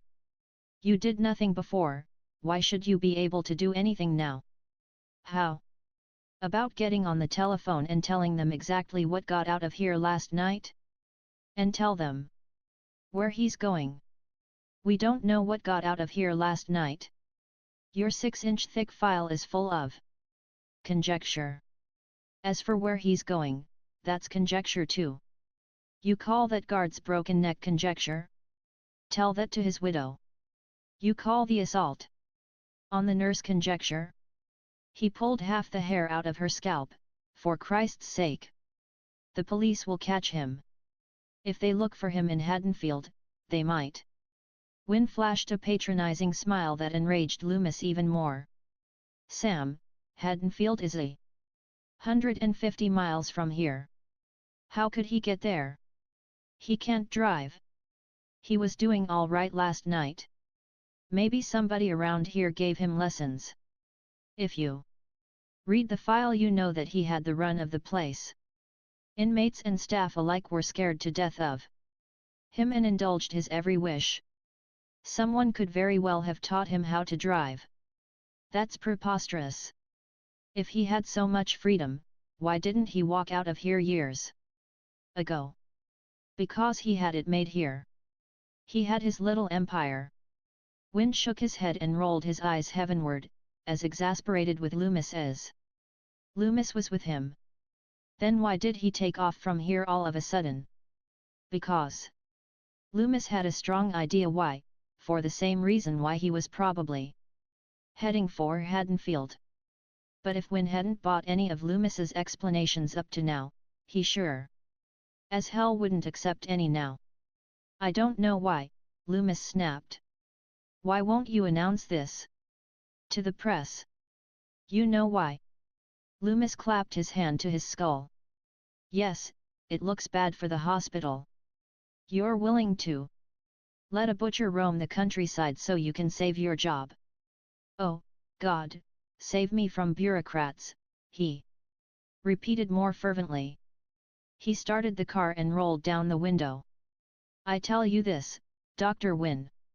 When the bodies start turning up, your job won't be worth an orderly's salary. You'll be lucky they don't send you to prison for gross negligence.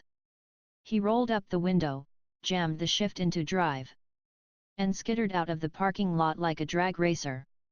About 3 miles down the highway he was flagged down by a state policeman, who peered casually into the back seat and didn't even bother to make Loomis open the trunk. Loomis shook his head sadly and roared away from the roadblock, steering the nose of his car toward Haddonfield. After an hour he came to a sign announcing Haddonfield 73 miles, beside which was a telephone booth. Just beyond it, a red pickup truck was parked. The door of the dilapidated vehicle was open, but Loomis could not see anyone. Loomis frowned and pulled over to kill several birds with one stone. He had to phone his wife, he had to take a leak, and he wanted to look at the truck with the open door. In order of least importance, he called his wife. No, he said after a few familiar homilies, not since Thursday. Yes, I'm all right. Stop worrying.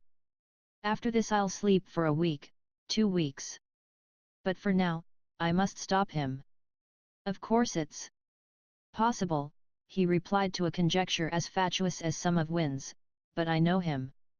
And when he gets there, God help us. He gave her some more time-wasting assurances, drumming his fingers impatiently on the coin box. Then, as he was about to ring off, he said, "Oh, listen, dear. When they come around trick-or-treating tonight, why don't you just not answer the door? I know it's ridiculous. But just this once." He hung up and walked to a mound of high grass hidden from the road and relieved his burdened bladder, then went over to the truck to examine it. Perhaps it was merely one abandoned months ago. On the other hand, on the seat lay a newspaper.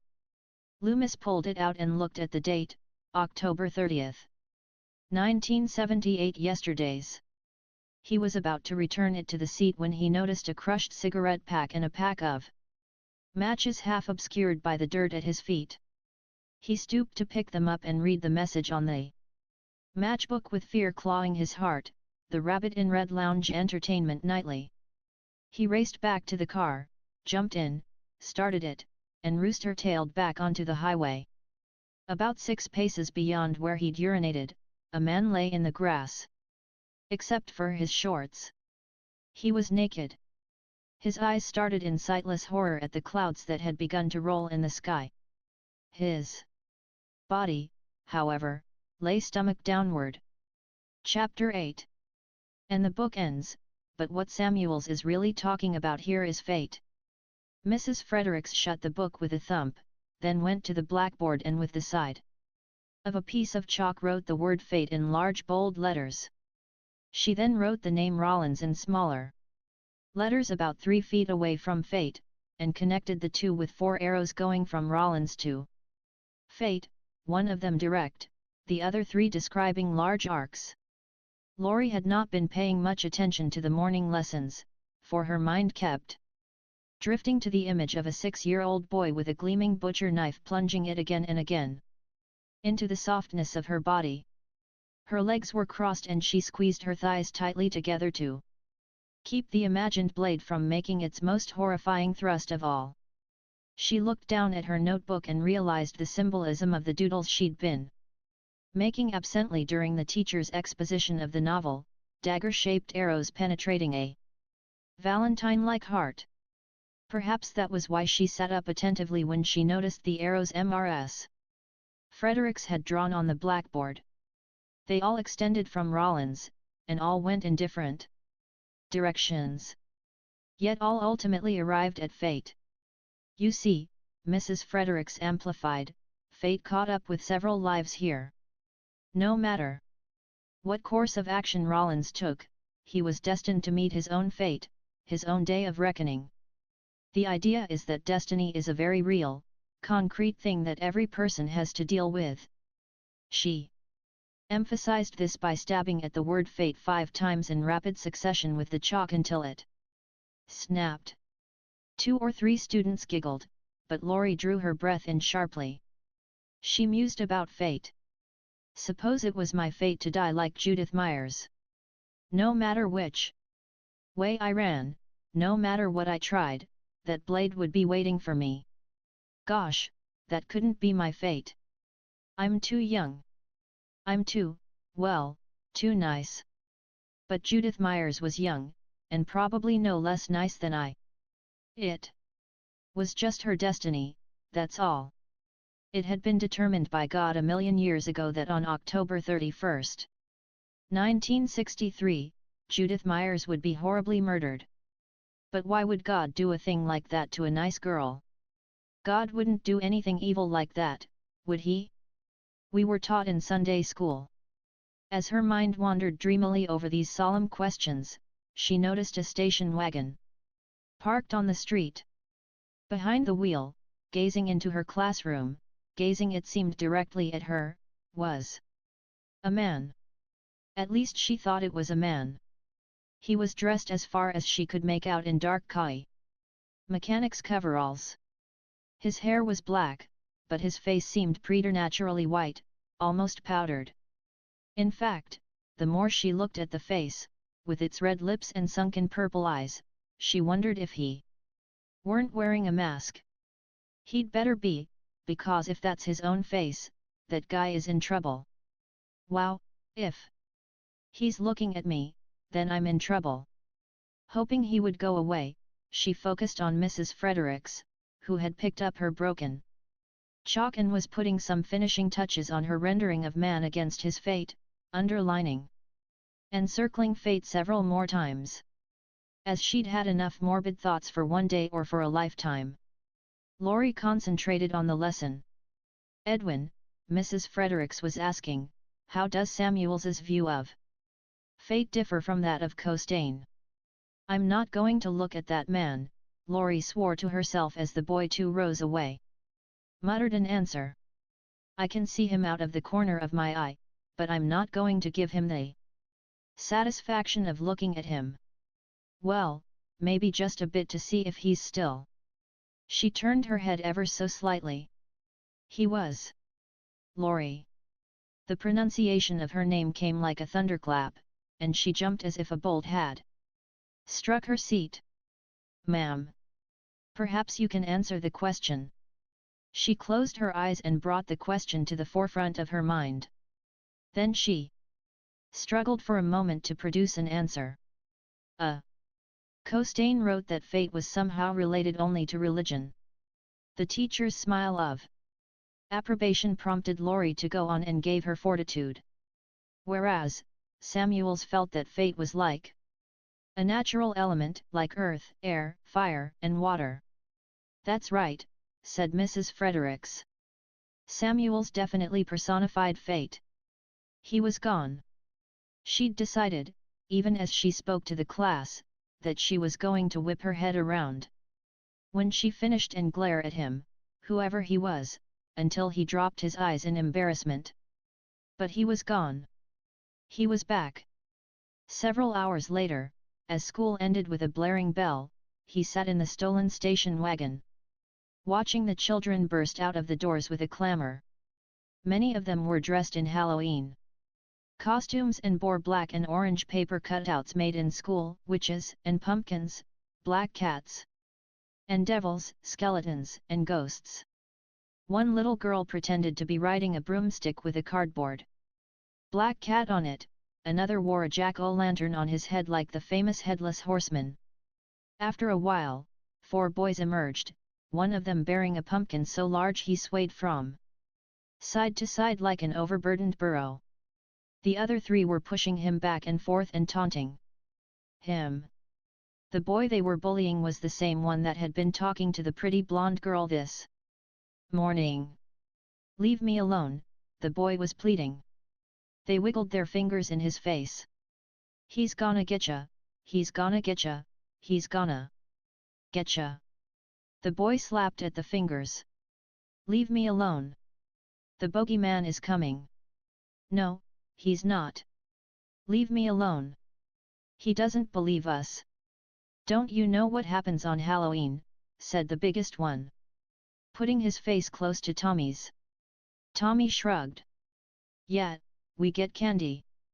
They laughed and danced around him, waving their hands in his face. Oh, the bogeyman, the bogeyman.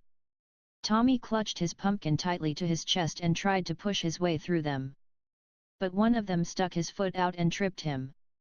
He fell on top of the pumpkin, which split open with a glupping sound, emitting a sour odor. Tommy had skinned his knee, but there was no other damage done except to his pride.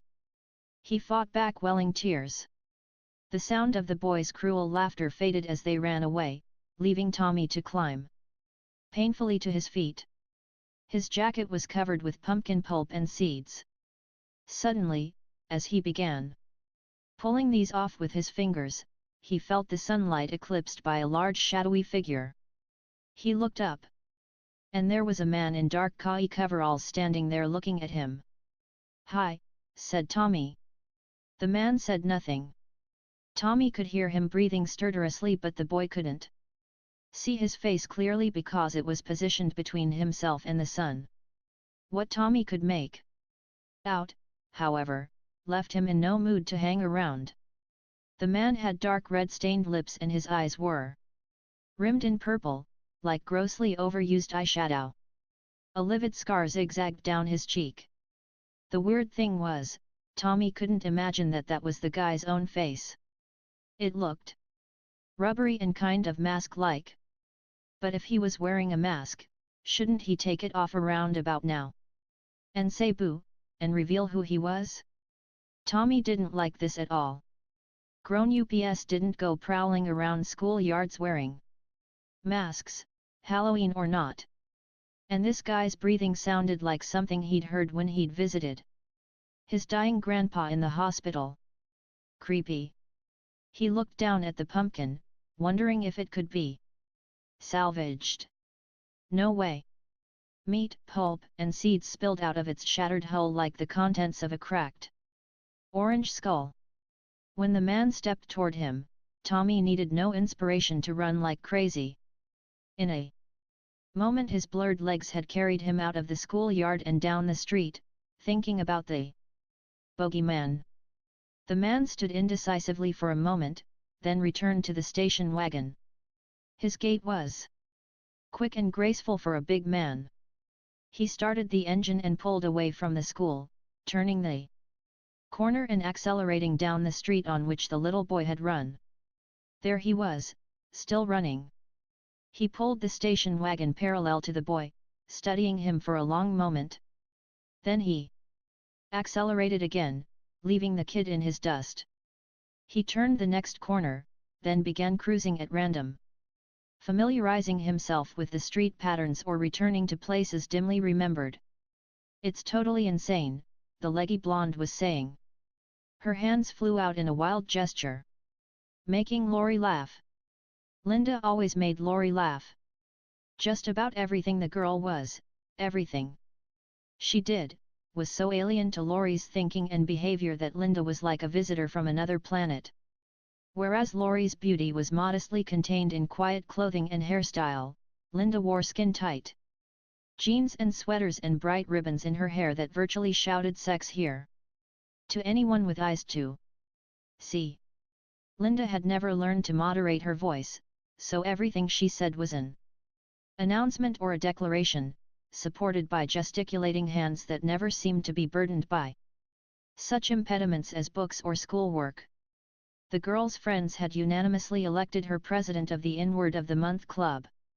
Linda was a lightning rod for trendy phrases, which she used to exhaustion for a month, then dropped from her vocabulary forever, to everyone's immense relief.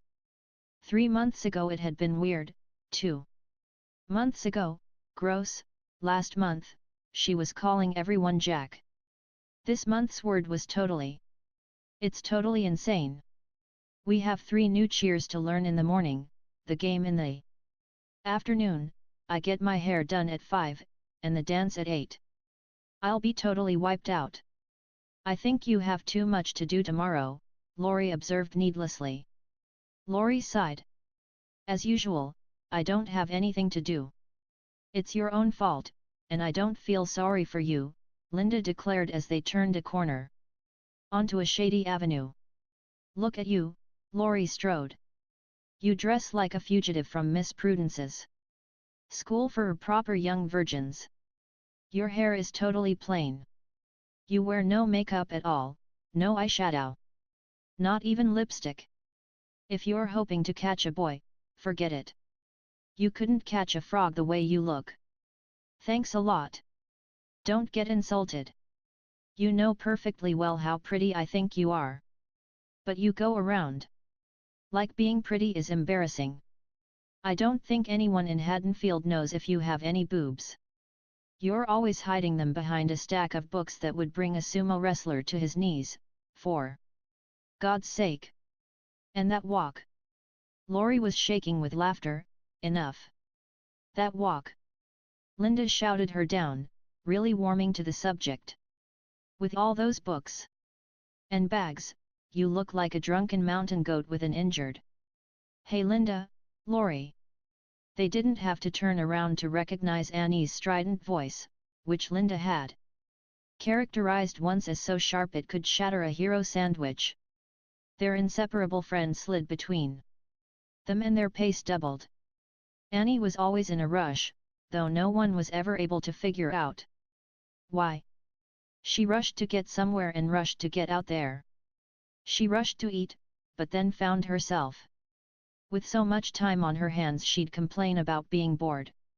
She was dark-haired, with abundant ringlets that glinted auburn in the late afternoon sunlight.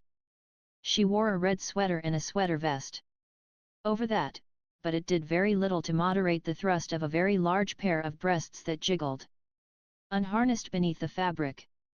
Despite the trends, most of the teenage girls in Haddonfield chose not to disdain bras, either because of traditional Midwestern modesty or parental restrictions. But Annie, whose father was the town sheriff, cared not a whit about traditional Midwestern modesty or parental restrictions. She not only had been the first of her crowd to abandon her bra, she had been the first to abandon her virginity. Linda had been the second to sleep with a boy, and now the two girls talked about it like connoisseurs talking about three-star French restaurants. "Why didn't you wait for me?" Annie panted. "We did," said Linda. 15 minutes. You never showed up." "That's not true. Here I am." "What's wrong?" Laurie asked. "You're not smiling." "I'll never smile again." Paul dragged me into then boy's locker room. "I'd smile plenty if a boy did that to me," Linda said exuberantly. "Exploring uncharted territory?" Laurie asked. "It's been totally charted," Linda remarked, giggling. "No, he dragged me in there to talk to me." "You just talked, hey?" "We just talked." "Sure," both girls said in unison. "Honest." Old Jerko got caught throwing eggs and soaping windows. His parents grounded him for the weekend. "He can't come over tonight," Annie sighed, almost ready to cry. "I thought you were babysitting tonight," Laurie said. Linda sneered. "The only reason she babysits is to have a place to." "Shit!" Laurie cried, snapping her fingers. "I have a place for that," Annie said, mock indignantly. "No, I forgot my chemistry book." "Who cares?" Linda laughed. "I always forget my chemistry book." "You forget everything but your pill," Annie teased. Laurie turned on her heels, wondering if it was worth it to run back to school to get her book. Maybe she could just borrow one. The station wagon turned into the street and cruised slowly toward them. Laurie frowned. This was the same car that spooky man had been in when Laurie spotted him from the window of her English Lit class. She peered at the figure in the driver's seat, but the glint of late afternoon sunlight and the reflection of trees on the windshield made identification impossible. The girls turned to look too as the driver gunned his engine and glided by, staring at them. "Isn't that Devin Graham?" Linda said, squinting. "He's cute." "I don't think so," said Laurie, noting again the strange pale face with eyes limned in dark purple. A moment later the car whizzed by, leaving the three gaping at what they thought they'd seen behind the wheel. "Speed kills!" Annie yelled at the driver. All of a sudden the car screeched to a halt. The figure sat there, waiting. The girls stood on the sidewalk hesitantly. Usually they'd pile into a passing car that stopped for them, even if they only remotely knew the guy. But there was something unsettling about this situation. "Can't you take a joke?" Annie said, addressing the car but making sure the driver didn't hear her. He stared at them, making them intensely uncomfortable, as if he had the power to see through clothing. Then, to their relief, he stepped on the gas and took off down the street, disappearing around the corner. Laurie shook her head. "Annie, someday you're going to get all of us in deep trouble." "Totally." Linda agreed, putting a hand over her chest and hyperventilating. "I hate a guy with a car and no sense of humor." That's the only kind you date, said Linda. They strolled on, their spirits somewhat subdued by their encounter. Laurie was pensive and troubled. Something was wrong. That man, the figure in the window of the Myers house. Halloween, a butcher knife blurring toward her. Meanwhile, her friends chattered on. Well, Linda was saying, are we still on for tonight?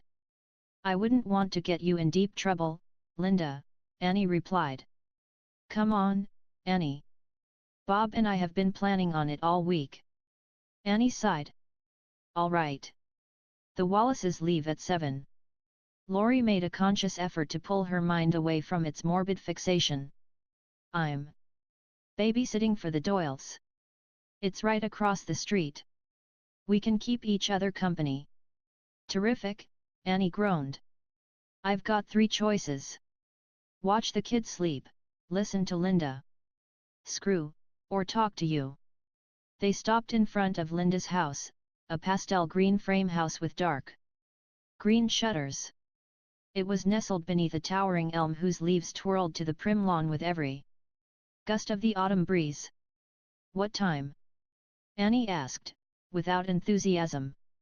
I don't know yet, Linda replied. I have to get out of taking my stupid kid brother trick or treating. Saving the treats for Bob? Annie asked gaily. Fun New York. See you.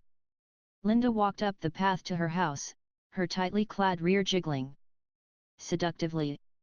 You don't have to wiggle it, Annie called out to her, there aren't any guys around. You can never tell when one may be hiding in the bushes, Linda replied, shouldering the front door and disappearing inside. Annie and Laurie started up the street again, Annie launching into a tirade about Paul's stupidity in getting himself grounded on one of the key weekends in the year. As she rattled on, Laurie saw the figure again. At least she thought she did. About 50 yards down the street, something was standing at the edge of a tall hedgerow separating 2 homes. The khaki green of his coveralls blended so well with the olive color of the bushes that for a moment she thought it was merely an extension of the shrubbery. Then she glimpsed the ghostly white face through the leaf. Look! Look where? Behind that bush there. Laurie pointed to an empty spot beside the hedgerow. You're going to tell me there was a guy in the bushes, right? There was. Very funny. A second after Linda says there may be a guy hiding in the, really, Laurie? Your sense of humor. I'm telling you. The man who drove by, the one you yelled at. Subtle, isn't he? Hey, creep. Annie raced down the street ahead of her friend, balling her fist to slug the masher lurking in the bushes. She peeked around and a cunning smile came over Annie's face. Hey, Laurie, he wants to talk to you, she shouted. Laurie stood riveted to the sidewalk. He wants to take you out tonight. Laurie approached the hedge cautiously, knees tensed to catapult her out of there quickly. Like a timid kitten, she peered around the hedge. Nobody there. Very funny, to use your expression. One practical joke deserves another. He was standing right here. Poor Laurie, Annie commiserated, you scared another one away. She petted her friend on the head. Cute. They ambled down the street, Laurie looking skittishly behind her and approaching another hedgerow with trepidation. Annie became serious. It's tragic. You never go out. You must have a small fortune stashed from babysitting. What's your story? You scared? I'll show you how to relax. You prefer girls? I'll try anything once. Laurie laughed, then shrugged. Guys think I'm too smart. I don't. I think you're wacko. You're seeing men behind bushes. They stopped before a pretty ranch home partially masked from the street by a pair of dogwood trees. Well, home sweet home. I'll see you. Okay. Bye. I'll call you or you call me. Right, said Laurie, approaching the last privet hedge on the street with steeled legs. She leaned around it, inch by inch. Nobody. She looked behind her, walking backward as she scanned the street for the mysterious figure or his station wagon. Suddenly a hand gripped her arm. She screamed, dropping her books. She tried to run but the hand clutched her arm too tightly. Over her right shoulder she caught the shadow of a big man. Vaguely remembering some judo moves her gym teacher had taught her class for warding off would-be rapists, she shifted her weight, grasped the man's wrist, and stuck her leg between his. She started to roll forward. Ugh, she groaned, as the man stood his ground effortlessly. Momentarily she expected to feel the cold steel of his blade plunging into her stomach or slicing across her throat. Then she noticed the color of his sleeve. Navy blue. She relaxed and the hand released her. She whirled around and almost collapsed with relief. In the arms of Sheriff Lee Brackett, Annie's father. The handsome, ruddy-faced man in the blue trooper's uniform laughed. You won't win a black belt that way. Laurie sighed loudly. Mr. Brackett. Thank God. You were maybe expecting the bogeyman. I don't know what I was expecting. I'm sorry, honey. I didn't mean to startle you. It's okay. Well, he said, stooping to help her pick up her scattered books, it's Halloween. I guess everybody's entitled to a good scare. Yes, sir. But look here. Next time someone comes up to you from behind like that, here's the way that throw is supposed to go. He stood in front of her and demonstrated the classic move. For one thing, you used the wrong foot. No leverage that way. Here, put your books down. For a second. Laurie set them down, then positioned herself in front of Brackett, who must have been 6'2" and close to 200 pounds. I think I could toss an oak tree easier than I could budge. You, she laughed nervously. Some ancient Greek said, give me a lever long enough and I could move the world. It's all in leverage. Laurie blinked. I'm impressed. Where'd you learn about the ancient Greeks? Brackett laughed. You'd be surprised how smart dumb cops are. Now, he said, placing her in front of him, put this foot here, grab me by the arms this way, then roll with your full weight. Whoa! Laurie threw her hip out and tossed the big man over her shoulder onto the lawn. Oh, Lord, I'm sorry, Mr. Brackett. I didn't realize. Your own strength? That's the whole idea. I think, he added, raising himself to his feet. And brushing himself off. Well, now you're ready for the bogeyman. He stooped to pick up her books. Again. Thanks, Mr. Brackett. Tell Annie I'll speak to her tonight. You bet. Still dusting leaves off his uniform, he ambled home. She turned into her street, reflecting on the day's strange occurrences. Well, kiddo, she said to herself, I thought you outgrew superstition. For a moment, before she stepped onto the flagstone path to her front door, she observed a group of kids parading down the street in their goofy, store-bought costumes and wondered where it had all started, these traditions, witches, hobgoblins, pumpkins, and black cats. And she had to admit she knew no more about Halloween than she knew about judo throws less, since she knew at least how to throw one sheriff if he stood long enough.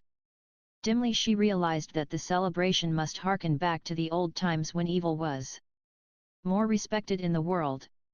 She'd seen The Exorcist and The Omen, and she knew it was possible that evil and its incarnations like ghosts, the devil, and witches really existed. But she'd never met anyone who truly believed it, and deep down she certainly didn't believe it herself. But what had Changed since the time when people were afraid to go into cemeteries and attended rituals to make the devil appear or chase the devil away. Had I ever known anything truly evil? She asked herself. Except for Mrs. Langholm's history tests, Laurie couldn't think of a thing.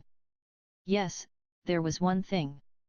Something genuinely wicked had happened in this very town 15 years ago, only a few blocks from where she now stood. There was no other way to describe the horror of a sweet little 6-year-old boy stalking up to the room of a pretty, ordinary teenage girl and running a long knife into her guts dozens of times. That was evil. There was no other word for it. With a shudder, she stepped into her house. "Hi, Mom, I'm home." "Hi, darling." Laurie went into the kitchen, where her mother, a red-headed woman with the same angular slenderness of her daughter, was busy candying apples. Laurie unloaded her books on the kitchen counter and stretched her weary arms. She kissed her mother and dipped a finger in the apple glaze, touching it to her tongue. "Mom, have you ever known anyone evil?"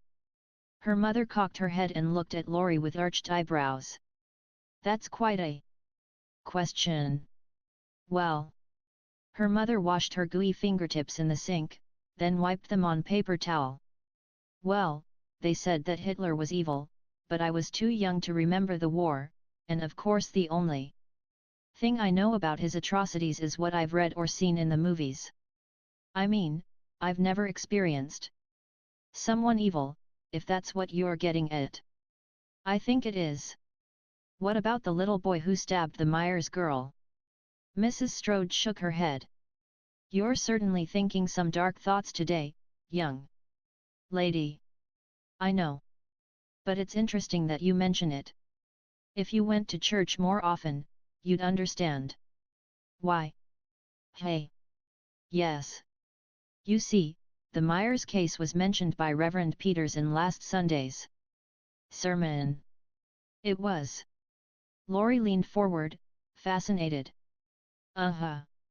He started of reminding us that Halloween was coming up this week, and he said some real interesting things about the origins of Halloween, about how it goes back to festivals aimed at warding off demons at harvest time, way back when." "What does that have to do with the Myers case?" "Well, Reverend Peters said the Myers case, which happened on Halloween 15 years ago, reminds us that true evil still exists in this world. He said that like everything else, we've tried to deodorize evil and put it in a bright new package and you can buy it at the supermarket for 5 cents off with a coupon. Then along comes something like the Myers case and we're left with our mouths open looking into the, what did he call it? The heart of darkness. Maybe that's why God put devils like the Myers kid on Earth to keep us aware of the darker side of human nature. And maybe you ought to do some studying. I doubt if you'll get much homework done tonight." "Thanks, Mom. That was real interesting, what you said." Her mother looked at her skeptically, but Laurie had no mischievous look on her face. "No, I really mean it." She hauled her books up from the kitchen counter and lumbered upstairs. "Are you sure you're not coming down with something?" Mrs. Strode called after her. "No, just a minor case of the spooks. It's Halloween, after all." She dumped her books on her desk and made a beeline for her phone for her daily gossip fix, as she called it. The phone stood on a table near the side window of her room, which looked down on a pair of driveways belonging to her own house and the one next door. On sunny days her mother often hung laundry on a line there. She looked idly out the window as she dialed 2 digits.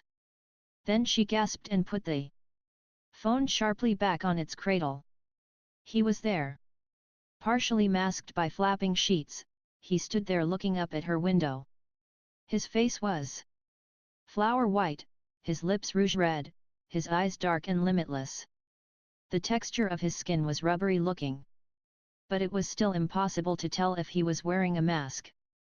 Until this moment she'd had a sneaking suspicion it might be Eddie Lester or Paul Sheehan or one of those clowns who were always pulling practical jokes. And except April Fools, when they worked overtime at it, if ever there was a day for practical jokes, Halloween was it. But no, this person was different. He was huskier than any of the guys at school.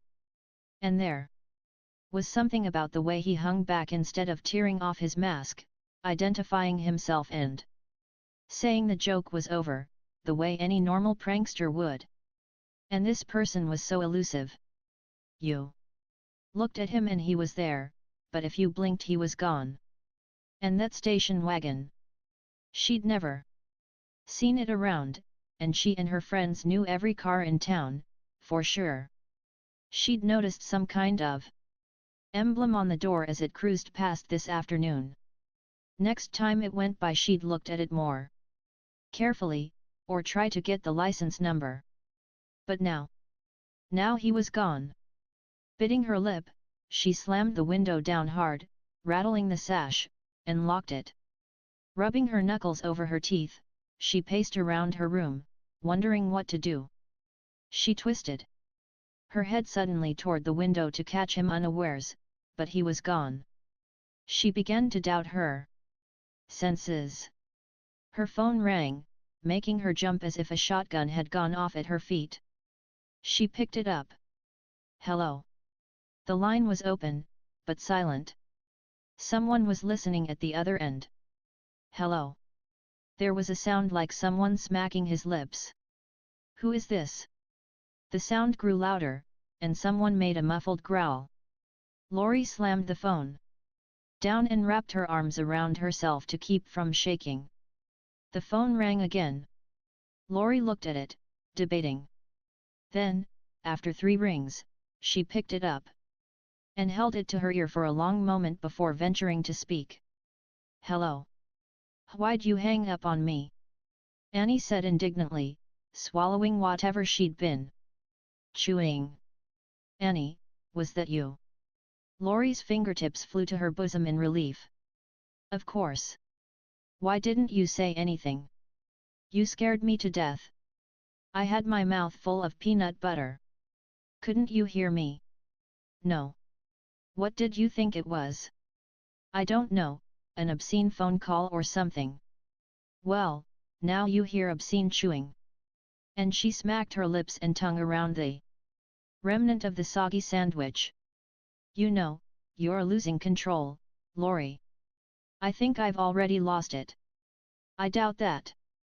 Listen, my mother is letting me use her car. I'll pick you up. 6:30. Sure. See you later. Don't speak to any strange bogeymen unless they're good dancers. Okay. Bye. She put the phone down and tried to do some homework, but the books lay on her desk as if written in some extraterrestrial script. Every subject she tried to study led her by free association to the phantom prowler who'd been dogging her footsteps all day long. The English Lit homework on the theme of fate brought her mind back to poor Judith Myers, who'd met hers precisely 15 years ago this very day, almost this very hour. She tried math, but all she could think of were all those stab wounds seeping crimson blood from Judith's brutally violated body. In history they were studying Julius Caesar's reign, and she'd just begun to get into it when she came across the passage about the emperor's assassination by Brutus and his friends by daggers concealed beneath their togas. She pushed her chair back violently, stood up, and began to pace around the room, pounding her fist in her palm. Calm down, Lori, this is ridiculous, she told herself aloud. And it was. But she kept glancing out the window anyway. Chapter 9. The sky had turned marble grey with storm clouds rolling in from the west, but the setting sun ignited them from underneath like an orange blowtorch, illuminating the polished marble gravestones of the Haddonfield Town Cemetery in a rare display of joyous glitter.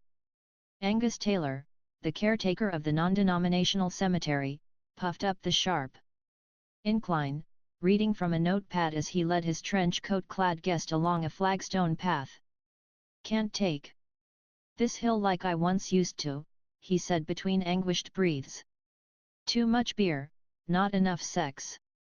Of course, I hold that a man can't have too much of either, but I suppose if I had my druthers it'd be." A glance at the visitor, who stared at him with a mixture of indifference or repugnance, subdued Taylor's chatter. He stopped a moment, panting, to look at the map on his notepad. "Let's see. Myers. Judith Myers. Row 18, plot 20. Over this way." They veered onto a secondary path whose stones had all but sunk beneath the encroaching grass. Willow branches whipped their faces as they peered through the impending gloom at names and dates that bespoke lives rich and inglorious, lives joyous and sad, lives short and long, but all terminated inexorably by the same grim hand. The garrulous Taylor waxed silent.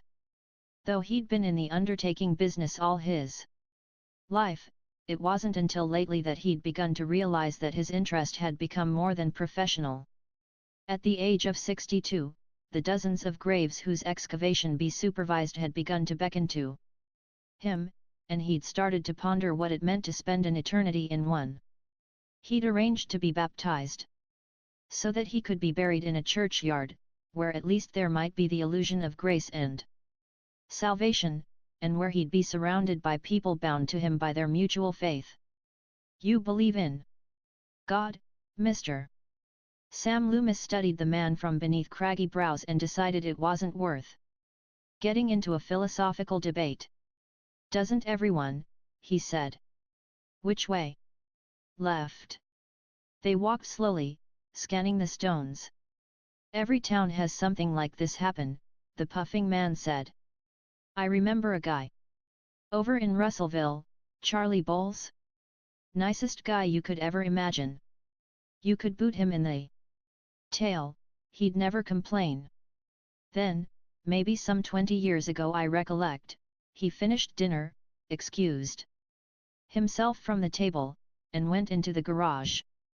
Come back with a hacksaw, he did. Kissed his wife and 2 kids goodbye, then proceeded to, 'Mr. Taylor, where are we?' Loomis snapped. Taylor held his notepad up to catch the fading sunlight. "Just right over there a ways. And I remember Judith Myers. Talk about sweet girls. She'd bat her eyes at you, you wanted to melt through the floor." Of course, they did find traces of semen, and this fella did admit he'd been humping her a few hours before, but that doesn't make a girl a tramp. Not these days. I know a 14-year-old who's been, I thought it was right about here." He consulted his pad and looked at a marble marker sunk into the ground at the convergence of 2 paths. "Lost," said Loomis with a sharp edge of exasperation. "Should be right behind Ed Sanders and next to Cornelia Sturley." "Aw shit." They stepped up to Judith Myers' plot. The stone was gone. The earth had been exposed so recently, Loomis could smell the fresh loam and see long, livid earthworms trailing into the ground after their violent disturbance. "Goddamn kids! This happens to me every Halloween." "You're sure it's Judith Myers?" Loomis's eyes glowed red in the direct glint of sunset. "Here, see for yourself." Taylor held the notepad up for Loomis to read. Pointing a pudgy finger at the diagram, he said, "See? 17, 18 is Myers, 19 is Cornelia Sturley. It's Judith Myers, no doubt about it. Stone should be lying around nearby, if you want to help me look for it. They usually get tired of trying to haul these things and give up." "Who does?" "The kids. Teenagers, college kids." "What do they do with them?" "Play pranks. Put them on people's lawns. One bunch 2 years ago put one in the principal's office at school. Ho, what a stink he made, hoo boy." Taylor took a few paces downhill. scanning the surrounding ground for the stone. "You won't find it," Loomis announced calmly. "What makes you so sure?" "I'm sure.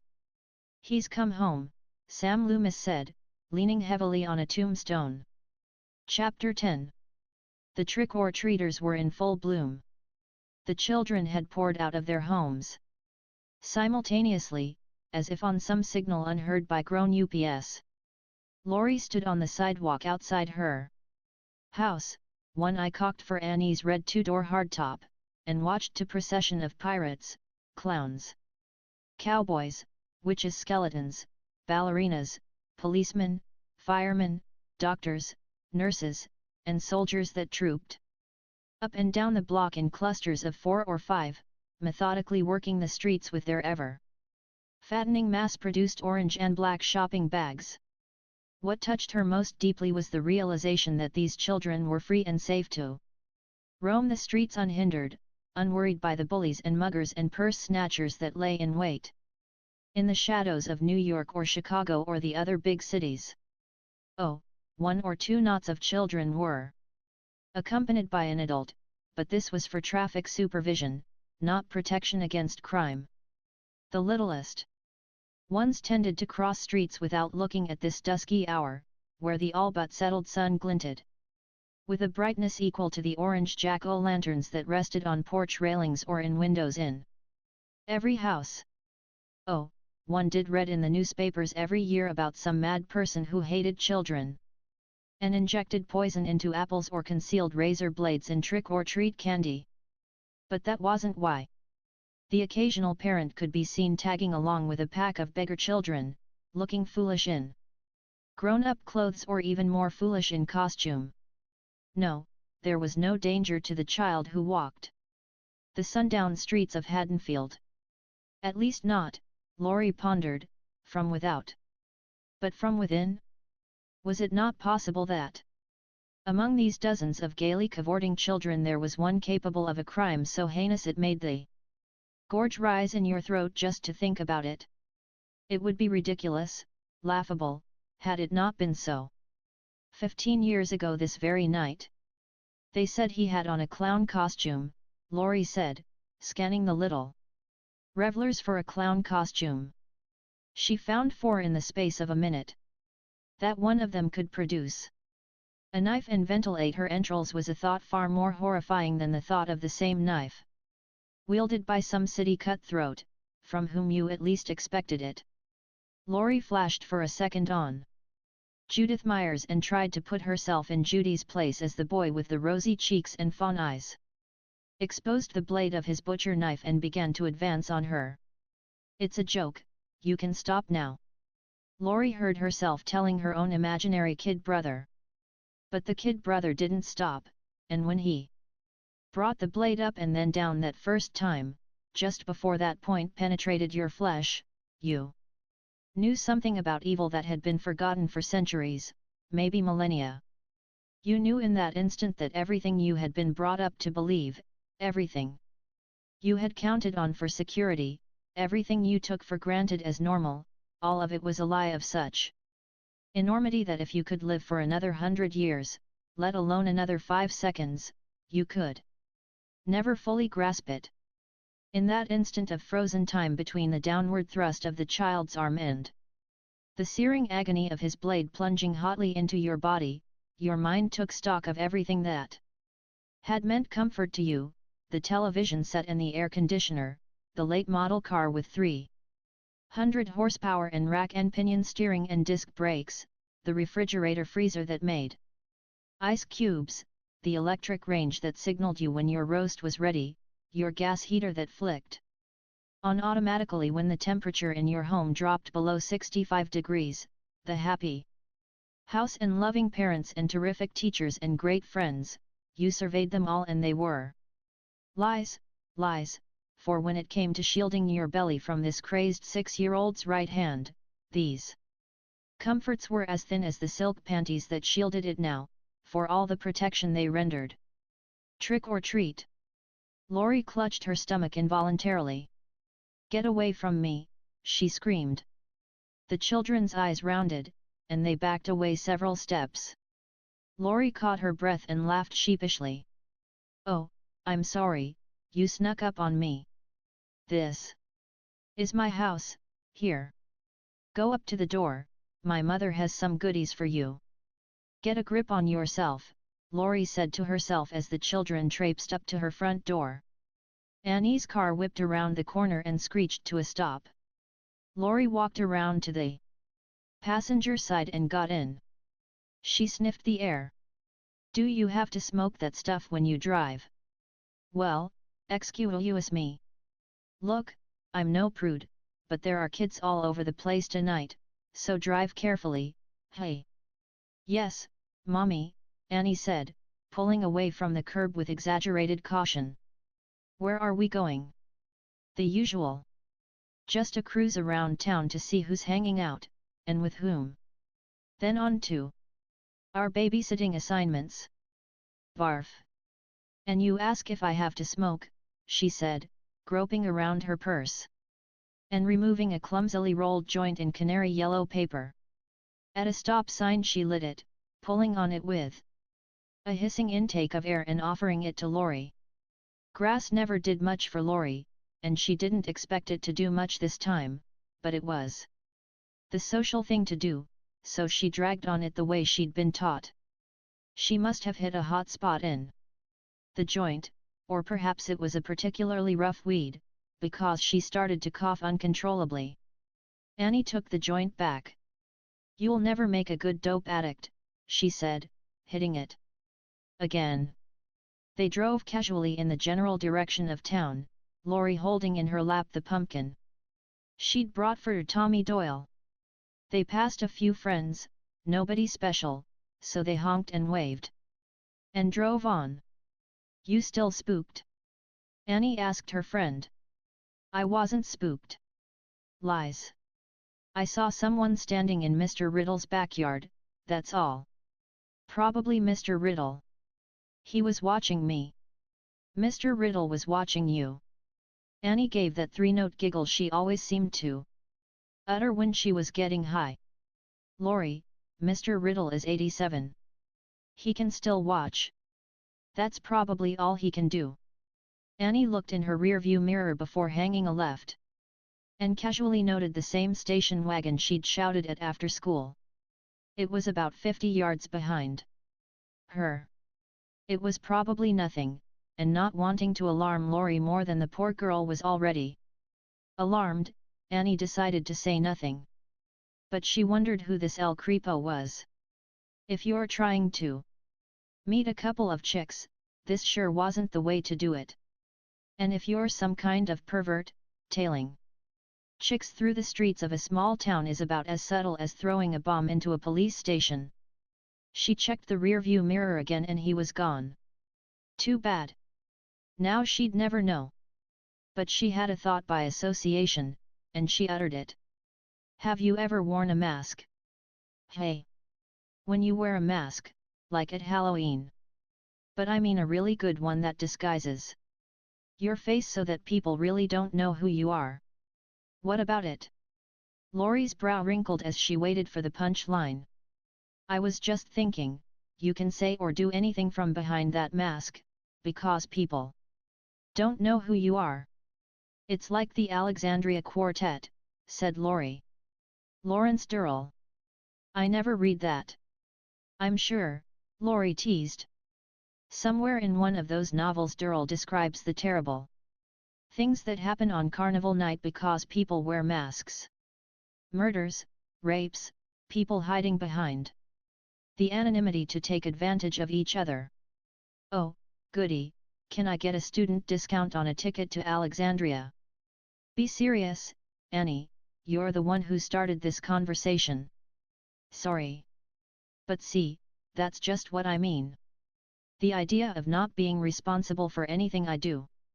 Because I'm wearing a mask it's kind of arousing. For you, maybe. But then, you find everything arousing. Oh, well, that's the kind of girl I am.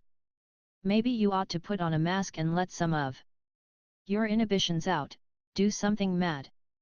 It's Halloween, what better time to raise a little hell? I'll bet. That deep down in you there's a fiend who'd push little old ladies in front of cars if you thought you could get away with it. Never. Lori gasped. Then, pausing a beat as a sly smile spread over her face, little old men, maybe, but never little old ladies. They burst into gales of laughter. What's the pumpkin for? Annie said, tapping the object in her friend's lap. I brought it for Tommy. I figured that making a jack-o'-lantern would keep him occupied. I always said you'd make a fabulous Girl Scout. Thanks. For that matter, I might as well be a Girl Scout myself tonight, she sighed. Because you got shot down, you mean, Lori said. Yeah. I guess we'll make popcorn and watch Dr. Dementia. 6 straight hours of horror movies. Little Lindsay Wallace won't know what hit her. Better horror movies than the real thing, said Lori wistfully. Annie's brows furrowed. Now, what is that supposed to mean? Nothing, just some morbid thoughts I've been having today. Annie offered her friend the half-smoked joint. You'd better take a great big hit of this thing, honey. It's a sure cure for the morbids. Lori pushed it away. Annie, do you ever think about, well, evil? Oh, it's serious time. Lori held her peace, forcing Annie to reflect. Well, you know, Daddy's a cop, and he's told me some things. I don't know if you could call them evil, exactly. We don't get much of it around here. We don't get much of anything around here. But when he worked in Columbus, he saw some pretty heavy things go down, beatings, rapes, murders. Sounded evil enough to me. Anyway, I try not to think about stuff like that. Whenever I do, I switch the channel. I wish I could turn my mind off as easily as you, Lori lamented. It's easy when you don't have that much of a mind to begin with. Hey, talk about my father. As the car bore around a gentle curving approach to town, they saw the sheriff's car parked outside Nichols's hardware store. The car's revolving red and blue lights and flashers illuminated the hardware, candy, and liquor stores adjoining it as darkness began to descend on Haddonfield. An alarm bell rang shrilly, and a knot of onlookers stared at Annie's father as he stood in front of the broken plate glass window examining the damage. Annie and Lori hastily rolled their windows down and waved their hands like frightened birds to chase the cloying smoke smell out of the car. Annie noticed the station wagon that had been following them peel off down Main Street as she pulled her car over to the curb. Lee Brackett brightened and ambled over to the car. Hi, Annie, Lori. Hey. He pointed at the hardware store and Annie realized the man hadn't heard her over the clangor of the alarm bell. She repeated her question louder. Someone broke into the hardware store. Probably kids. You blame everything on kids, Annie rejoined. He shrugged. The only things missing were some Halloween masks, rope, and a set of carving knives, as far as Mr. Nichols has been able to figure. What does that sound like to you, a middle management executive for IBM? Annie looked at her friend. It's hard growing up with a cynic. Don't you have a babysitting job, sweetheart? Her father shouted. What? I said, don't you have a babysitting job? You're going to be late. He shouts too, Annie said, waving at her father. The girls rolled up their windows and laughed. Do you think he smelled anything? Lori asked, testing the air with her nostrils. My father? He's a good cop, but he's a lousy detective.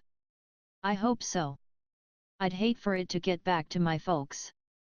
Listen, Lori, if your parents don't know you smoke grass, they probably haven't noticed.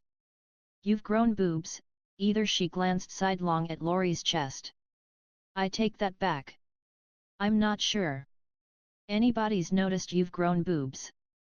Damn daughter's been smoking whoopee weed again, Sheriff Brackett muttered to himself as he observed a dour-looking, bald man with a grey goatee stepping out of the crowd.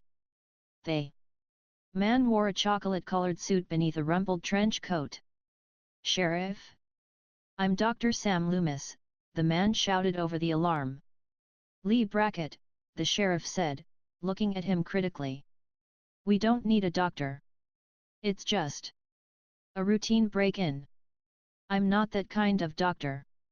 I'd like to talk with you, if I could. It may be a few minutes. I gotta stick around here. It's important." His eyes, sunken and slightly red-rimmed, appealed to Brackett like a hound's at the dinner table. Brackett looked at his watch and shrugged. 10 minutes. "I'll be here," Loomis said, turning just a moment too late to notice the station wagon he'd been hunting pull away after its occupant had stopped to observe him. Brackett didn't see it either. He had heard the call come over the radio last night and this morning, and though nobody had fully explained who was supposed to be driving the liver-colored station wagon with the state emblem on the doors, he'd have chased it down routinely. Loomis killed the 10 minutes with a stroll down Main Street, looking indifferently into windows of stores and shops that were interchangeable with those of any town this size in the Midwest. There were a few signs of changing times, such as an organic health food shop, a bookstore with a surprisingly intellectual selection of titles in the window, and a coffee shop specializing in espresso, cappuccino, and herb teas, a far cry from the usual Midwest coffee shop purveying the kind of diner fare that truck drivers thrived on. But at least there was no head shop, as one commonly saw in bigger Midwestern towns and cities, no shop selling cigarette papers, pipes, Coke spoons and the more exotic paraphernalia of the dope trade. Though Loomis knew that the kids used drugs in these towns, the town governments came down very hard on any overt display of drug cultures. As Loomis passed a liquor store, he nodded, remembering his teenage son's recent tirade about the hypocrisy of Loomis's generation that punishes drug use but proudly displays its alcoholic orientation as if drinking were a virtue to be encouraged. The boy was right. But it would be another decade before you saw a head shop in Haddonfield, Illinois. Brackett was just finishing writing up his report and supervising the hasty assembly of a sawhorse barrier around the hardware store. Mr. Nichols put the finishing touches on a wooden panel to cover the broken window until a glass replacement arrived in the morning. He stepped back to survey his handiwork and examine the rim of the window as if to contemplate the possibility of putting up a locked iron gate. He shook his head sadly. He hated to do that. To put up a gate would not only be ugly, it would symbolize his concession to the growing vandalism that existed in his town. "May we sit in your car, Sheriff?" Loomis asked. "Suit yourself, Doctor." They slid into the front seat. Brackett turned the heater on. "Getting a bit chilly. Winter'll be here any day now." Loomis said distractedly, running his fingers down the blue barrels of the sheriff's over and under 12-gauge shotgun propped vertically between the seats. "Have you ever had to use this thing?" "Can't catch quail with my bare hands," Brackett laughed. "You know what I mean." Brackett shook his head. "I've pointed it at one or two alleged perpetrators, as my colleagues like to call them." "Who do you think perpetrated that?" Loomis asked with a jerk of the head toward the hardware store. "Kids, most likely. Who else would steal Halloween masks? And knives? And rope? What do kids need with those? Beats the hell out of me. Sometimes they break in and grab whatever's near to hand, just because it's there for grabbing." He gazed at Loomis, whose face glowed green in the phosphorescent light of the dashboard. "You got any better ideas?" "I might. Do you remember the Judith Myers case?" Brackett's gaze narrowed to a suspicious stare. "Of course I do." There was a silence as Loomis ran his fingers with a scratchy noise through his goatee. Brackett waited impatiently, studying. This man whose intrusion into his life had brought with it intimations of grisly horror, a horror made more dreadful because it had happened in this idyllic setting. Over the police channel, staticky squawks proclaimed petty vandalism occurring throughout the area. Intruders reported on Carter Road around the Gleason farm, windows broken by 4 persons in masks, believed children, Carty house at Post Road near Deller, 3 trespassers reported writing on doors with spray paint. "What are you saying, doctor?" Loomis told him about the escape from the sanitarium last night. Brackett listened with a troubled expression. "The Myers house. Will you take me there?" Brackett tapped the steering wheel with his nails. "I don't know, Loomis. I got my hands full tonight. Halloween is one of my profession's busy seasons. Can you hear what's coming down?" He turned the radio louder. Loomis listened stolidly, expressionlessly. "This is all the work of children," he protested. At length. "Harmless pranks. Do you call broken windows and spray-painted doors harmless? Try repairing them. Sometime. Try paying for them. Across the country the damages amount to millions. Millions. But we're talking about something else, Sheriff, another dimension. I don't know about other dimensions, Loomis, but I know that the harm being rendered by your so-called sweet innocent children tonight is more real to me than something perpetrated by a nut.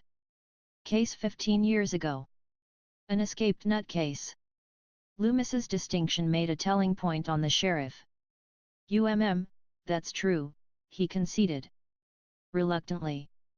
Loomis drove the point home. "Do you think this man has come here to soap people's windows?" He rubbed his goatee heavily, until it sounded like a carpenter sandpapering a table. Brackett shrugged. "I suppose it's worth a look, but I guarantee you're not going to find anything."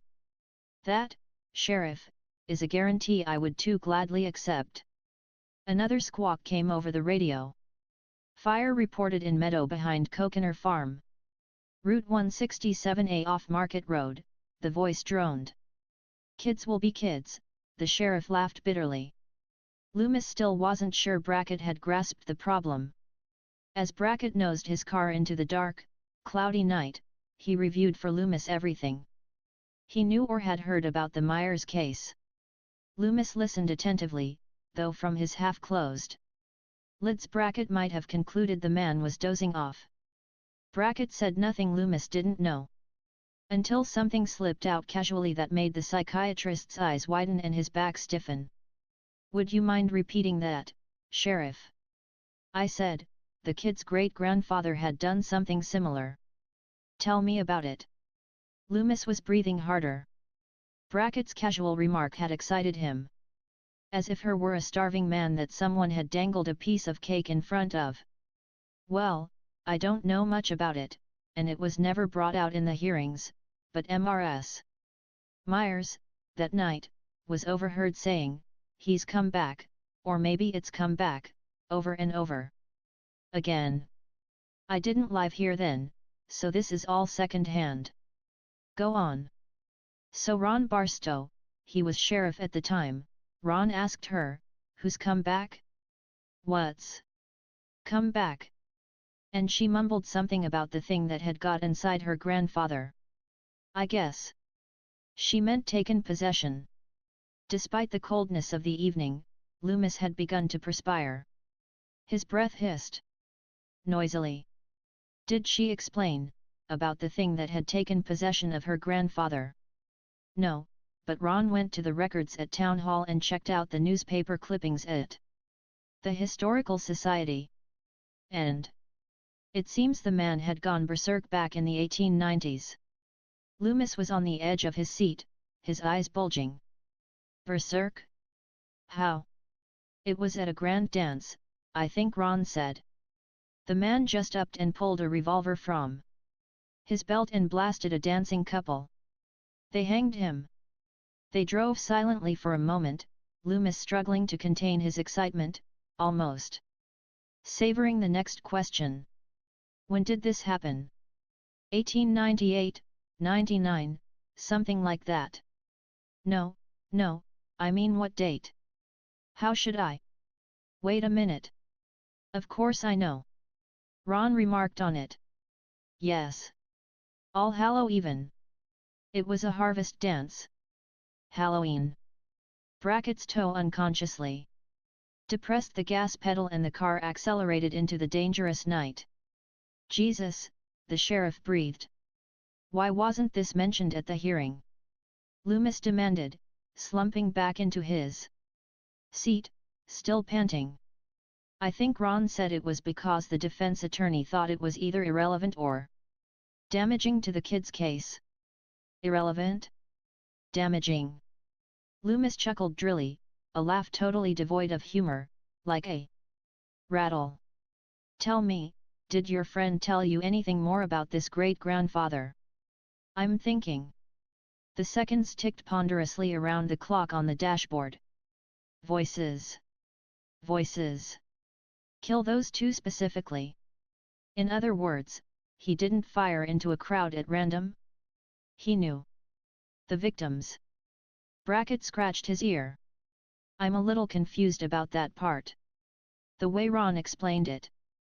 The guy claimed he knew who he was shooting, but when they asked him to identify his victims, he called them some weird names he said he'd heard in his dreams. Brackett pointed to his own skull and made a rotary motion with his finger. Crazy. Perhaps. These names, Sheriff. Were they Celtic? Would you recognize them? Deirdre? Colleen? Sorry, my friend, they don't ring a bell. Who are they? Names of victims in Michael's dreams. If we could establish a continuity from the great grandfather to the boy. The psychiatrist mused. A continuity. Brackett gasped. Come on, Loomis. In order for a dream to jump 2 or 3 generations, you'd have to believe. He shook his head. Doctor, I think you may be touched. Yourself. Probably. It's an occupational hazard. Brackett swung right and glided to the curb before the gloomy, weather-beaten house that stood out among its white, neatly kempt neighbors like some shriveled crone in a row of teenagers. They climbed out of the car and stood before it, listening to the sound of branches whipping against an upstairs window. Has anybody lived here since? You got to be kidding, Brackett said. Every kid in Haddonfield thinks the place is haunted. Maybe every adult too. They may be right. Brackett reached into his car and produced a long flashlight. Pointing it at the for sale sign thrust into the scrubby lawn, the sheriff said, his parents found him standing right there in his clown costume with the ruff around the neck, cute as could be except he held a butcher knife as long as this flashlight and he was smeared with fresh blood. He flashed his light on the sign. This should come down. I hear it's been sold. Chester Strode must be drunk with relief. He's the agent. Sold. Loomis repeated, shaking his head with disbelief. I know what you mean. New York people. They thought it would be fun to own a haunted house. New Yorkers, he groaned, using the word almost as a curse. Can we go in? I don't have a key, but maybe. They mounted the front porch. We could go in through one of the broken windows, Loomis suggested. That's what I was going to sug HMM. Loomis stepped to the front door, on which the sheriff held his light. The knob dangled at an odd angle, and there were fresh gouges in the wood around it. Brackett touched the knob and the door swung open. One haunted house, complete with creaks, he said. If you find it so amusing, why are you taking your gun out of its holster? Loomis asked. With a grim smile. Brackett didn't care for the remark. Flashing the light around the entry vestibule, he stepped incautiously, crouched tensely as he scanned the rooms with his light-guided eyes, then gestured with his head for Loomis to come in. Carefully they trod the floorboards, Loomis moving back to back with his friend, like a pair of eyes in the back of the sheriff's head. The psychiatrist kept his right hand plunged deep in the pocket of his trench coat. Suddenly Brackett stopped. Loomis backed into him. "What is it?" The light revealed something resembling a white and black shaggy throw rug with jagged red streaks. Brackett kneeled over it and gulped. "It's a dog." He reached out and dipped a finger into the entrails that had been ripped out of the creature and draped across its hind legs casually. "Still warm. Lord." Loomis looked at the mutilated creature, its bulging eyes orangely reflecting the light. "He got hungry." "He? You mean? Come on, doctor. It could have been a skunk. Or a raccoon."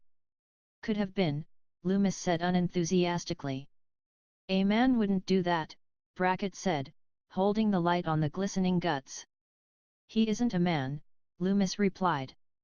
They turned their backs on the remains and searched the rest of the downstairs. The place was a shambles. Floorboards ripped up, plaster and lathing chipped or ripped off the walls, damp spots in the ceiling. Brackett made several more sarcastic remarks about the people from New York. "Shall we go upstairs?" Loomis said. Of course. What tour of a haunted house would be complete without a look at the upstairs? "After you, Sheriff." Brackett snorted and stepped ahead of Loomis. They inched up the stairs, staying close to the wall, for the balustrade was a wreck. As they approached the landing, Brackett paused and caught his breath. "What do you suppose that noise is?" Loomis cocked his ear. "I believe it's a branch slapping a window. It's coming from that room there. I saw it when we were on the lawn." "Of course," Brackett said, crunching over some plaster pebbles. Holding gun and flashlight close together, he stepped into the near bedroom. The noise was indeed what Loomis had said. This is where it happened. She was sitting there, brushing her hair. "I'm told she just had panties on. He came in here, and of course she recognized him and did nothing to defend herself. Why should she? It was her 6-year-old kid brother, for crying out loud. They found her here, under this." A sudden gust of wind slapped the branch against the window with terrible force, smashing it and showering glass at their feet. Both men leaped back, uttering curses. Then they laughed nervously.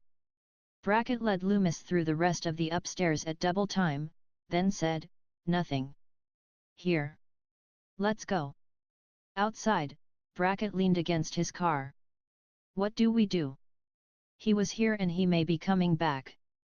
I'm going to wait for him. I keep thinking I should call and help, maybe get a warning broadcast.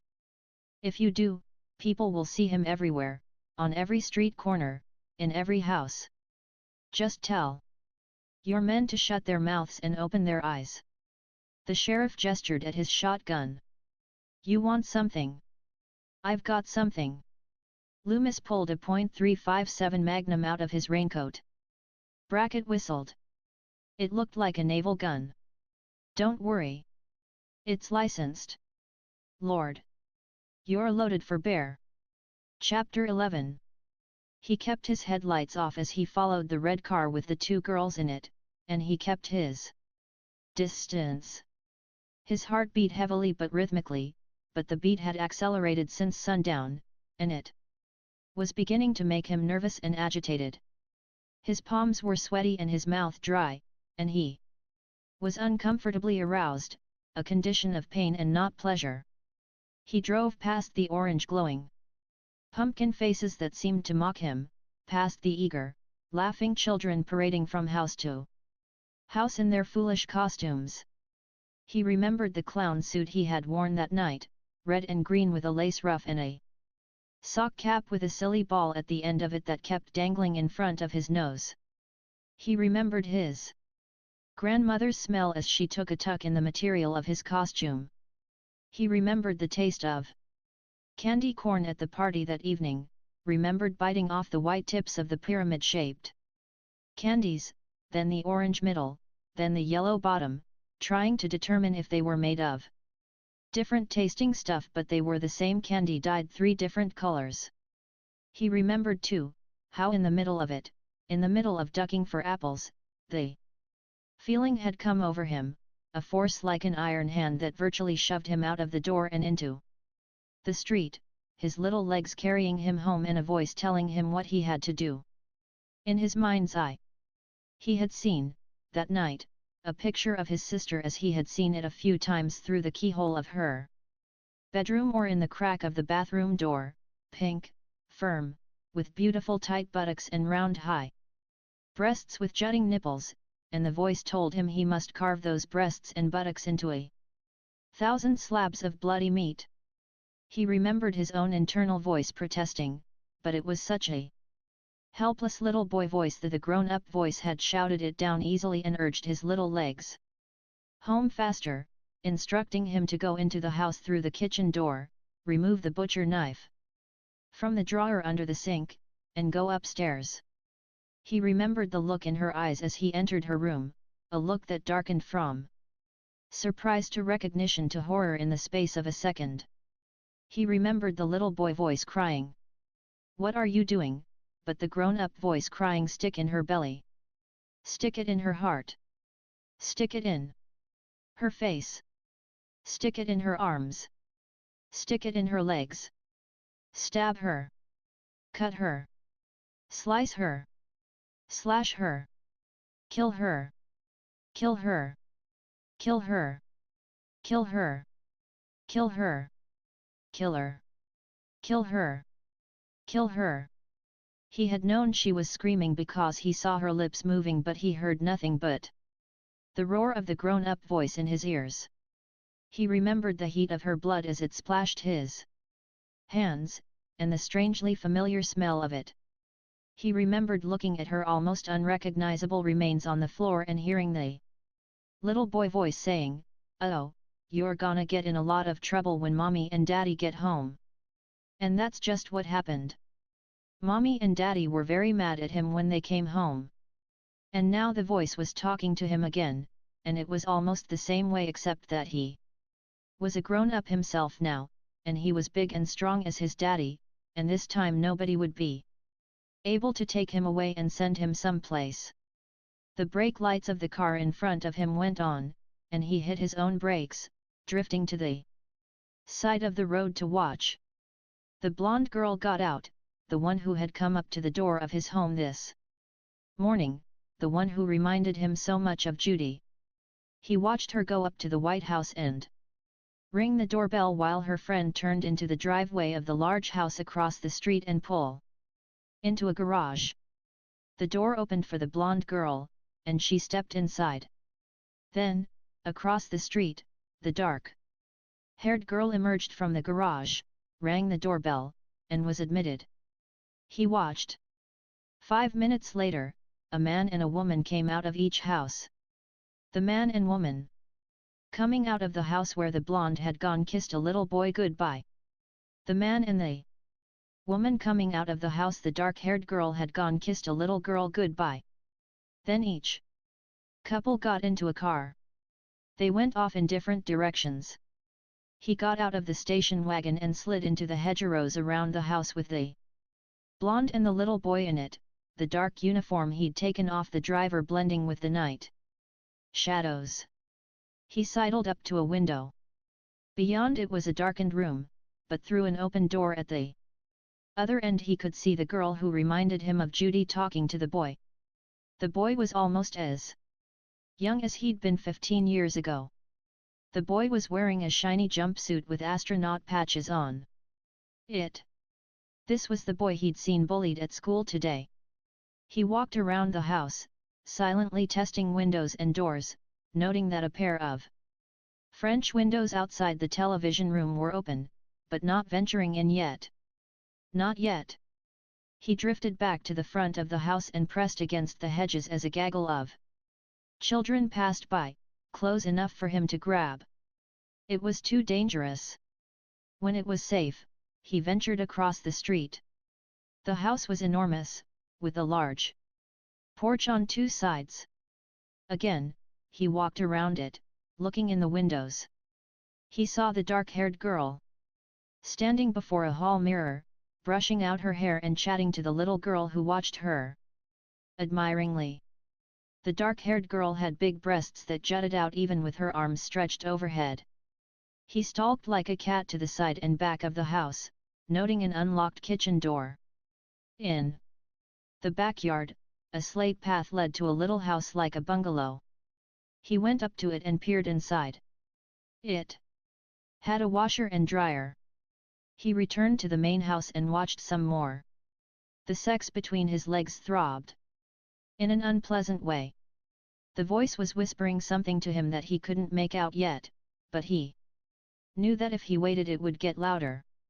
In his belt were the carving knife and rope he had taken from the store in town. "Well, what shall we do?"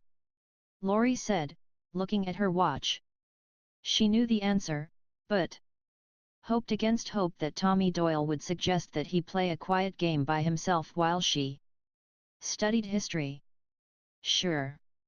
Tommy pointed to the stack of comic books in the den. "We can start with those.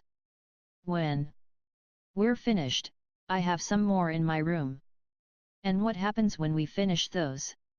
Laurie said sarcastically. "Well, I have a big stack of old ones in my closet," he answered solemnly. "I thought you might," she sighed. They sat down in a small sofa, and Laurie took a comic book off the top of the stack. "How now?" cried Arthur. "What does it mean?" he cried. "Why is he crying?" "He's not crying, Tommy. A cry also means a shout." "How now?" cried Arthur. "Then none may pass this way without a fight." "Just so," answered the knight in a bold and haughty manner. She rattled the comic book. "Stop squirming. What's the matter? I don't like that story. I thought King Arthur was your favorite." "Not anymore. Can you keep a secret?" "Sure." He fell to his hands and knees and reached under the sofa, producing another stack of comics. "Why are they under there?" "Mom doesn't like me to have them." Laurie shuffled through them. "Neutron Man, Laser Man, Tarantula Man. I can see why. I think they're neat." "Neat?" Laurie echoed weakly. "Laurie, is there really a bogeyman?" "Of course. He eats little boys who read comic books." "Really?" The boy's eyes widened. "Maybe I'll watch TV the rest of the night." "That would suit, there's the phone." She crossed the room to the phone on a table near the opposite sofa, a tremor of nervousness vibrating through her stomach. "Hello." Her anxiety wasn't helped by the noise on the other end of the line. It sounded like gunfire. Finally, a voice. "Hear that? That's the sound of popping corn. That's the sound of a horny teenage girl." When her boyfriends shot her down, Annie said, bored. "My heart bleeds for you. Are you having fun?" "Never mind, I'm sure you are. I have big news for you." "What is it?" "Well, oops. Hold on a minute." Laurie listened to the noise on the other end of the line with growing alarm. "Ow! Hey, cut it out. C'mon, get out of here. Jesus, that hurt, you big jerk." "Lindsay. Lindsay, he's tearing me apart." "Annie." Laurie yelled into the phone, her heart racing. "Annie, what's happening?" "Lester is tearing my crotch out." Annie shrieked. "Lindsay. Get this goddamn dog out of here." Laurie heard growling, scratching of nails on linoleum, then a little girl's voice. "Lester. C'mon boy." Annie came back on the phone, panting. I hate that dog. I'm the only person in the world he doesn't like. It sounds like he likes you a lot, Lori laughed. Nah, he's just a male. Goes for the crotch every time. Well, that's probably the only action I'm gonna see tonight, so maybe I shouldn't knock it. Annie, you are too gross for words. So what's this big news? Would you believe you're going to the homecoming dance tomorrow night? Not only wouldn't I believe it, Lori said, I'd say you must have the wrong number. That just goes to show how little you know. Oh? And what do you know? Well, I just talked with Ben Tramer, and he got real excited when I told him how attracted to him you were. Lori's knees turned to rubber. Oh, Annie, you didn't. Tell me you didn't. You guys will make a fabulous couple. While the girls talked on the phone, Tommy Doyle looked out the window at the last group of trick-or-treaters scurrying home in the darkness. His eyes were suddenly drawn to a black shape on the lawn across the street. For a second he thought it was one of those cardboard skeletons with movable arms and legs that Lindsay's parents had hung from the tree. No, it was too big, too three-dimensional. It stood there, gazing at his house, gazing directly at him, not moving but definitely a living human, definitely not cardboard. Tommy gulped and turned away. Lori was still on the phone. Tommy tugged on her shirt tail. Lori. I'm so embarrassed, Lori was saying. I couldn't face him. I don't know if I could ever go back to school, I'm so embarrassed. You'll have to, Annie said. He's calling you tomorrow to find out what time to pick you up. Annie, no. How could, hold on. She responded to the tug on her shirt tail. Tommy, I'm in the middle of a really important call. I know, but Lori, the bogeyman is outside. See mirror and look. Don't go away, Annie, I have to check out the bogeyman. Ask him if he feels like getting laid, Annie said. Lori crossed to the window where Tommy stood holding the curtains apart. There's nobody there, Tommy. There was. I'm sure. How about going into the living room and watching some TV? There's a whole bunch of horror movies on. She turned away as Tommy remained at the window, peering into the night. The figure reappeared across the street and drifted toward the Wallace's kitchen window. False alarm, Lori said. Too bad. It might have been different. Annie, someday you're going to get into big trouble. I can't wait. Anyway, look, it's simple. You like him, he likes you. All you need is a little push. I'd like to give you a little push, off the top of a building. It won't hurt you to go out with him, for God's sake. He's not exactly, shit. I know he's not exactly. No, I mean, I just spilled melted butter all over myself. I gotta call you back. I just made a mess of myself, as usual. Stand by. Lori heard the sharp click and laughed. Annie was crazy, but she loved her. In fact, she loved her because she was crazy. Underneath the craziness was a warm person. And a wonderful friend. Like this Ben Tramer thing. Sure, it was presumptuous of Annie to tell Ben that Lori liked him, but maybe it was all for the best. If Lori wasn't capable of expressing herself to boys, how were they ever going to ask her out? In this day and age, girls were far more forward than ever before. The double standard was falling daily. Maybe Lori would never be able to go as far as some of her friends like Linda, whom Lori had seen go up to a perfectly strange guy at a bar and say she'd like to ball him, but at least she could go further in that direction than she did now. And if not, she had Annie doing it for her. It was still horribly embarrassing, but heck, it wouldn't be the worst thing in the world, exactly, to get a phone call from Ben Tramer. He stood watching the girl talk on the telephone. With her dark, curly hair and large breasts, she was not like Judy at all, but that was all right. They didn't have to look like Judy. They didn't even have to be girls. She held the kitchen wall telephone tucked under her chin while she took a large pot of popcorn over one burner of the stove with one hand and stirred a saucepan of butter with the other. Through the glass panels of the kitchen door he could hear her peculiar laughter. Suddenly the big German Shepherd dog came into the kitchen as she was starting to pour the butter over the popcorn. It startled her, and the butter splashed over her red sweater and plaid skirt. Her curse came sharply through the glass. She hung up the phone and pulled the sweater over her head.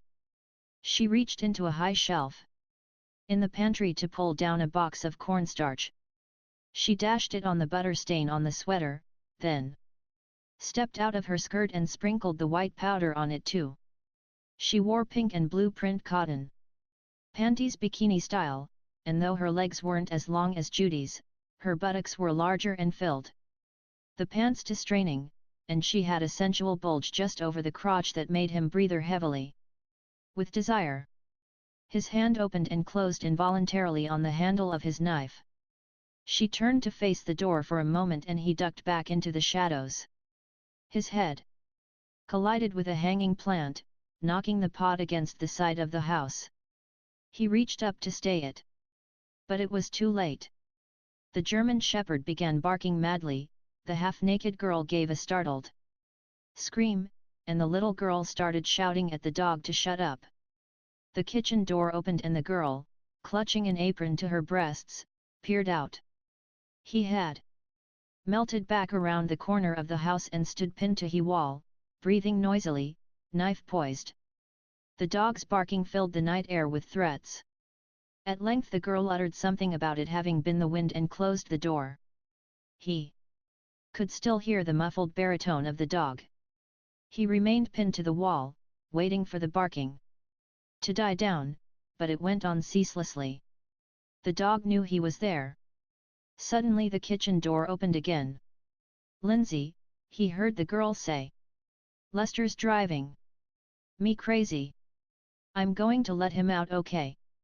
An instant later the dog roared out of the house, clamoring and pacing the yard in a jerky search pattern as his nose picked up the confusing scents of the intruder's path. He crouched beside a rhododendron bush, braced for the leap he knew would come. And come it did. The dog seemed to find the fresh scent and make his move in one fluid motion, emitting a chilling snarl as it arched through the air with bared fangs focused on the man's arms. But the man was prepared, displaying a quickness and strength that some might have called supernatural. He dodged the charge and grabbed the dog from behind, clamping its jaws shut with one forearm and crushing its body to his chest with the other. The dog snarled and dug at his arms with the claws of its hind legs, but with its fangs ineffective it could do no serious harm. He clutched the dog tighter, his cable-like forearm closing its windpipe, his other arm pressing its spine against his iron-like ribs until he heard the satisfying crunch of shattering vertebrae. The dog emitted shrill squeals that subsided into puppyish whimpers as the life drained out of it. Its hind legs clawed feebly and futilely at his arms, then twitched several seconds more before going completely limp. He held it a minute longer, certain it was dead, he dropped it into the rhododendron bush like a sackful of meat. "Lester? Lester!" Annie's voice filled the night and was joined by the ready voice of the little girl. "What do you suppose happened to him?" the little one asked. "I supposed he found a hot date, the lucky dog." "What's a hot date, Annie?" he heard the kid as the doors closed again. He did not hear Annie's answer. Chapter 12. "Where's your laundry room?" Annie asked. She'd donned one of Mrs. Wallace's robes and stood before Lindsay, who was propped in a sofa before the television set, eyes fixed hypnotically on the opening credits of the thing. Lindsay, did you hear me? The child was in a video trance. Earth to Lindsay, do you read me? She stepped in front of the child, blocking her view of the set. Hey! Where's your washing machine? Outside. Outside, Annie mused. I see. And I guess the dryer is in a tree. No, they're both outside in the little house in the yard. Why, may I ask? Mommy didn't like the noise. Uh-huh. And she liked the inconvenience, I suppose. The kid shrugged her shoulders and pushed Annie out of the way. I can't see the movie. I'm terribly sorry, Annie said in her best British accent. Okay, I'm going to carry this stuff out to the laundry house or whatever you call it. Will you be all right alone? The child gazed at the television set, unseeing and unhearing except for what was emitted from the flickering tube. Geez, said Annie, shaking her head. And I thought religion was the opiate of the people. She stepped between Lindsay and the television set again. I'll be back in 5 minutes after I put this in the washer, okay? Lindsay said, straining to see the program around Annie's legs. I can't believe this, Annie muttered aloud as she crossed the flagstones to the little cottage. In the backyard, a gust of wind whipped through the folds of her thin robe and blew it open. Annie's "God damn it," echoed across the yard. Freeing one hand from the load of laundry and the box of soap, she opened the door and stepped inside, dropping everything on the flat top of the dryer.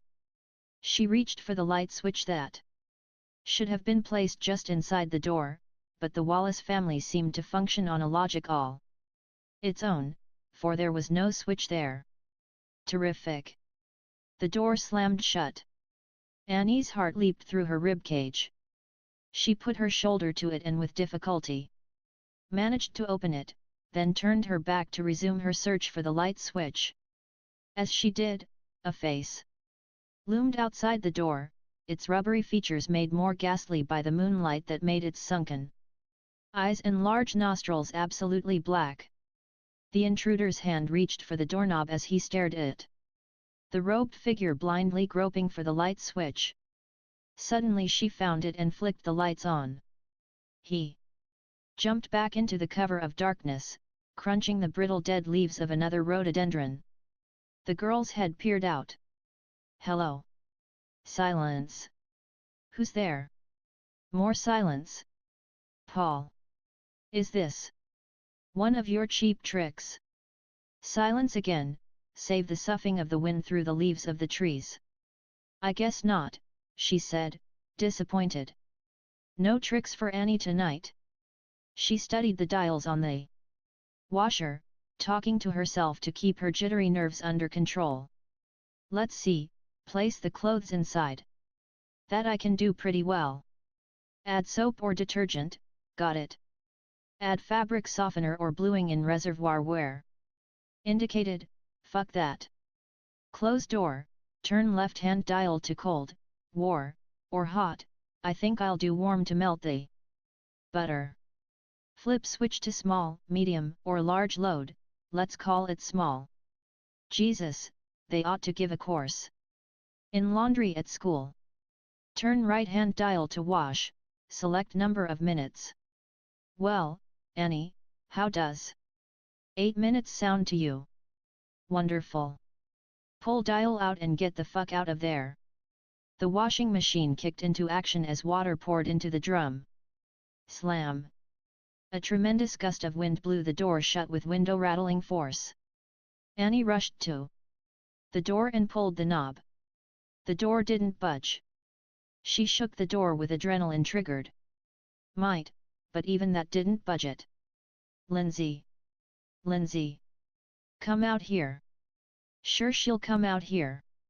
She wouldn't pull away from the television set if a nuclear missile scored a direct hit outside her house.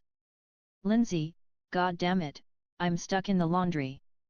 She pounded the glass panes of the door, tempted to smash them, but decided instead to try the window over the dryer and spare herself the hassle of explaining and repaying the Wallaces for the damage. She boosted herself up on top of the dryer and opened the window. It was small and she gauged its width against the size of her hips and decided it was going to be a near thing. But what else could she do? She tried going out legs first, but her hips jammed and she decided they'd slide out better if she went out head first. As she pulled her breasts through the window frame, she heard the phone ringing in the main house. Oh, great, she moaned. She also heard a sound in the hedges. It was not the wind. Her pelvis jerked forward in fright and her hips wedged tightly in the window frame. She heard a second sound, louder. Something was lurking in the bushes around the corner of the little house. It was closing in on her. Lindsay! Lindsay!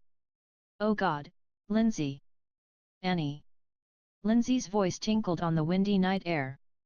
The thing in the bushes, whatever it was, retreated into the shadows as the little girl emerged from the darkness around the main house. Annie, what are you doing? What am I doing? I'm trying to widen this window with my hips, that's what I'm doing. It looks like you're stuck. Annie drew a deep breath and overcame her fury. Look, just try to open the door. Then pull me back inside, okay? Okay. Annie heard the rattling of the glass panes as Lindsay shook the door unsuccessfully. Then, apparently the child put all of her strength into the effort, and Annie heard the satisfying surrender of the door and felt the cold night air on her feet. The next thing she knew, a pair of little hands was tugging her legs, and Annie got the leverage to twist her hips out of the window frame. She pulled her torso back into the laundry room and jumped down. Thank you, Lindsay. What made you come out here? It was a commercial. And Paul called you. He's waiting on the phone. Paul? Paul is on the phone? Oh, God.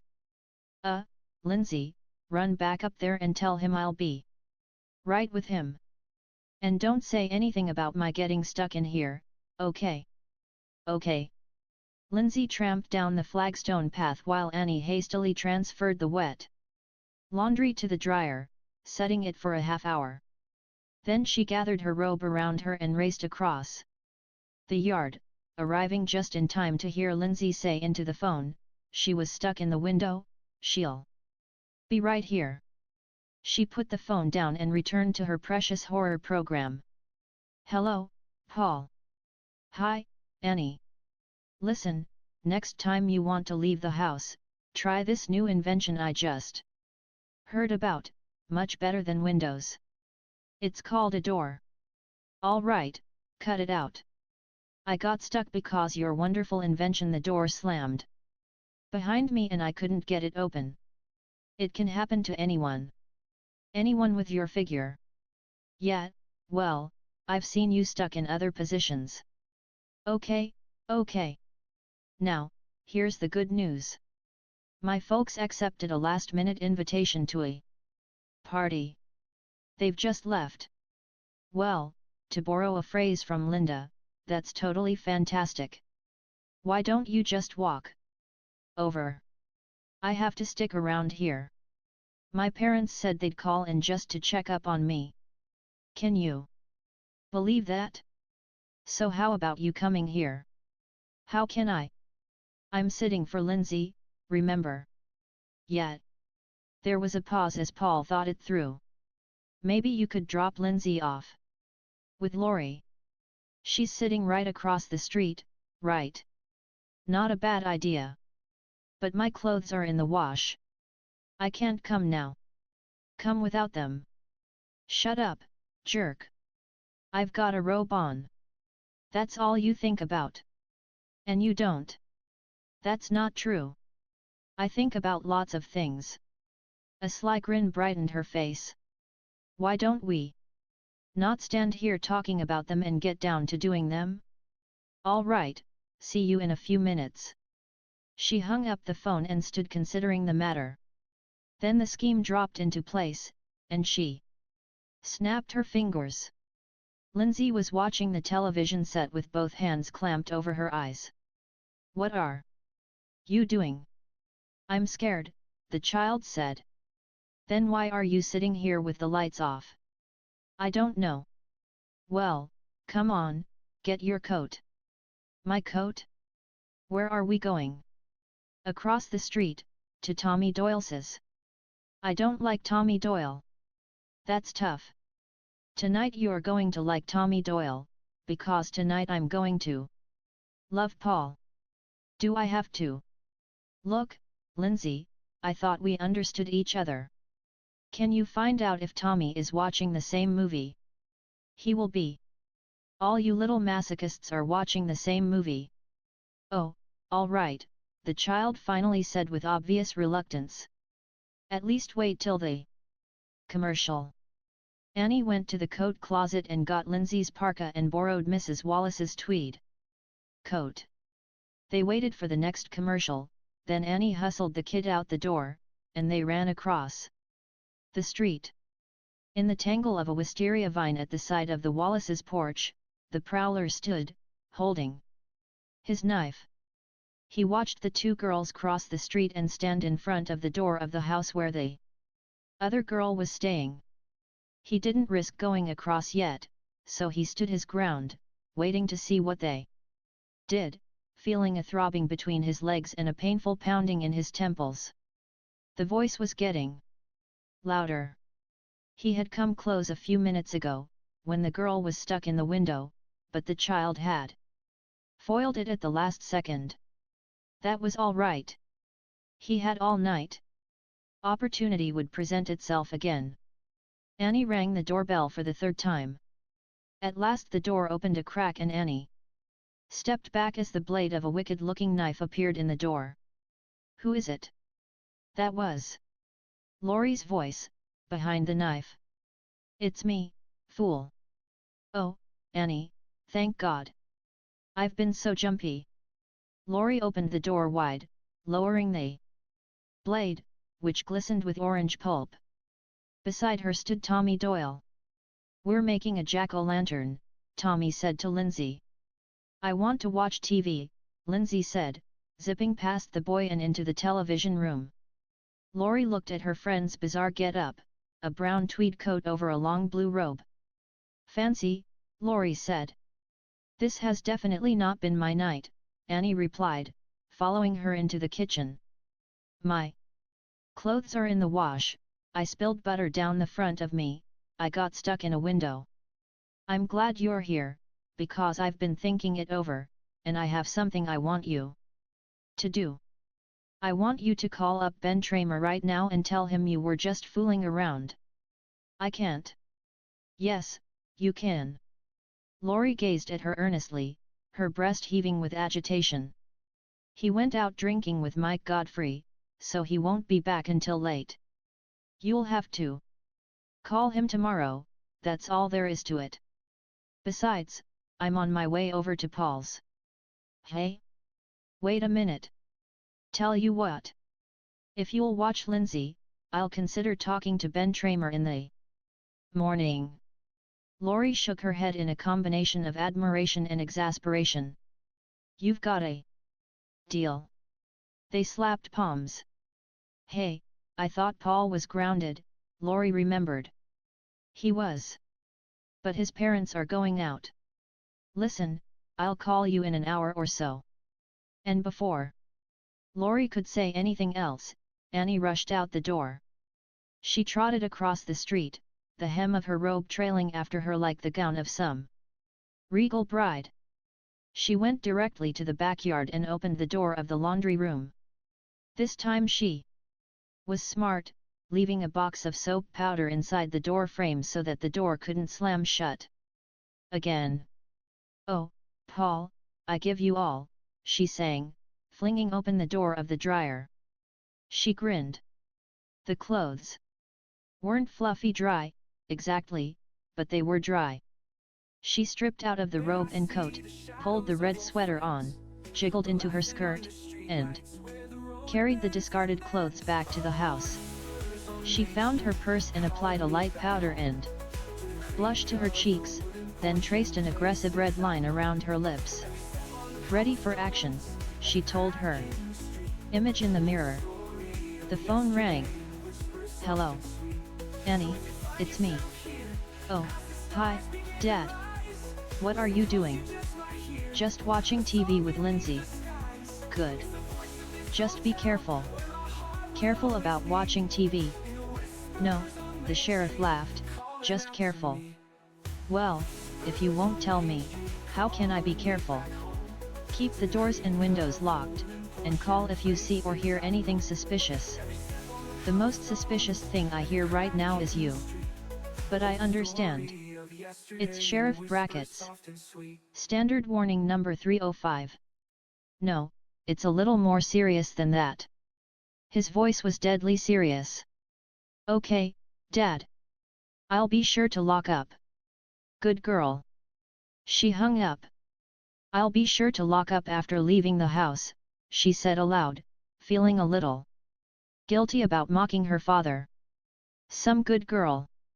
If he could see me now. She picked up the house key from a dish on the foyer table and ran out of the house, locking the door.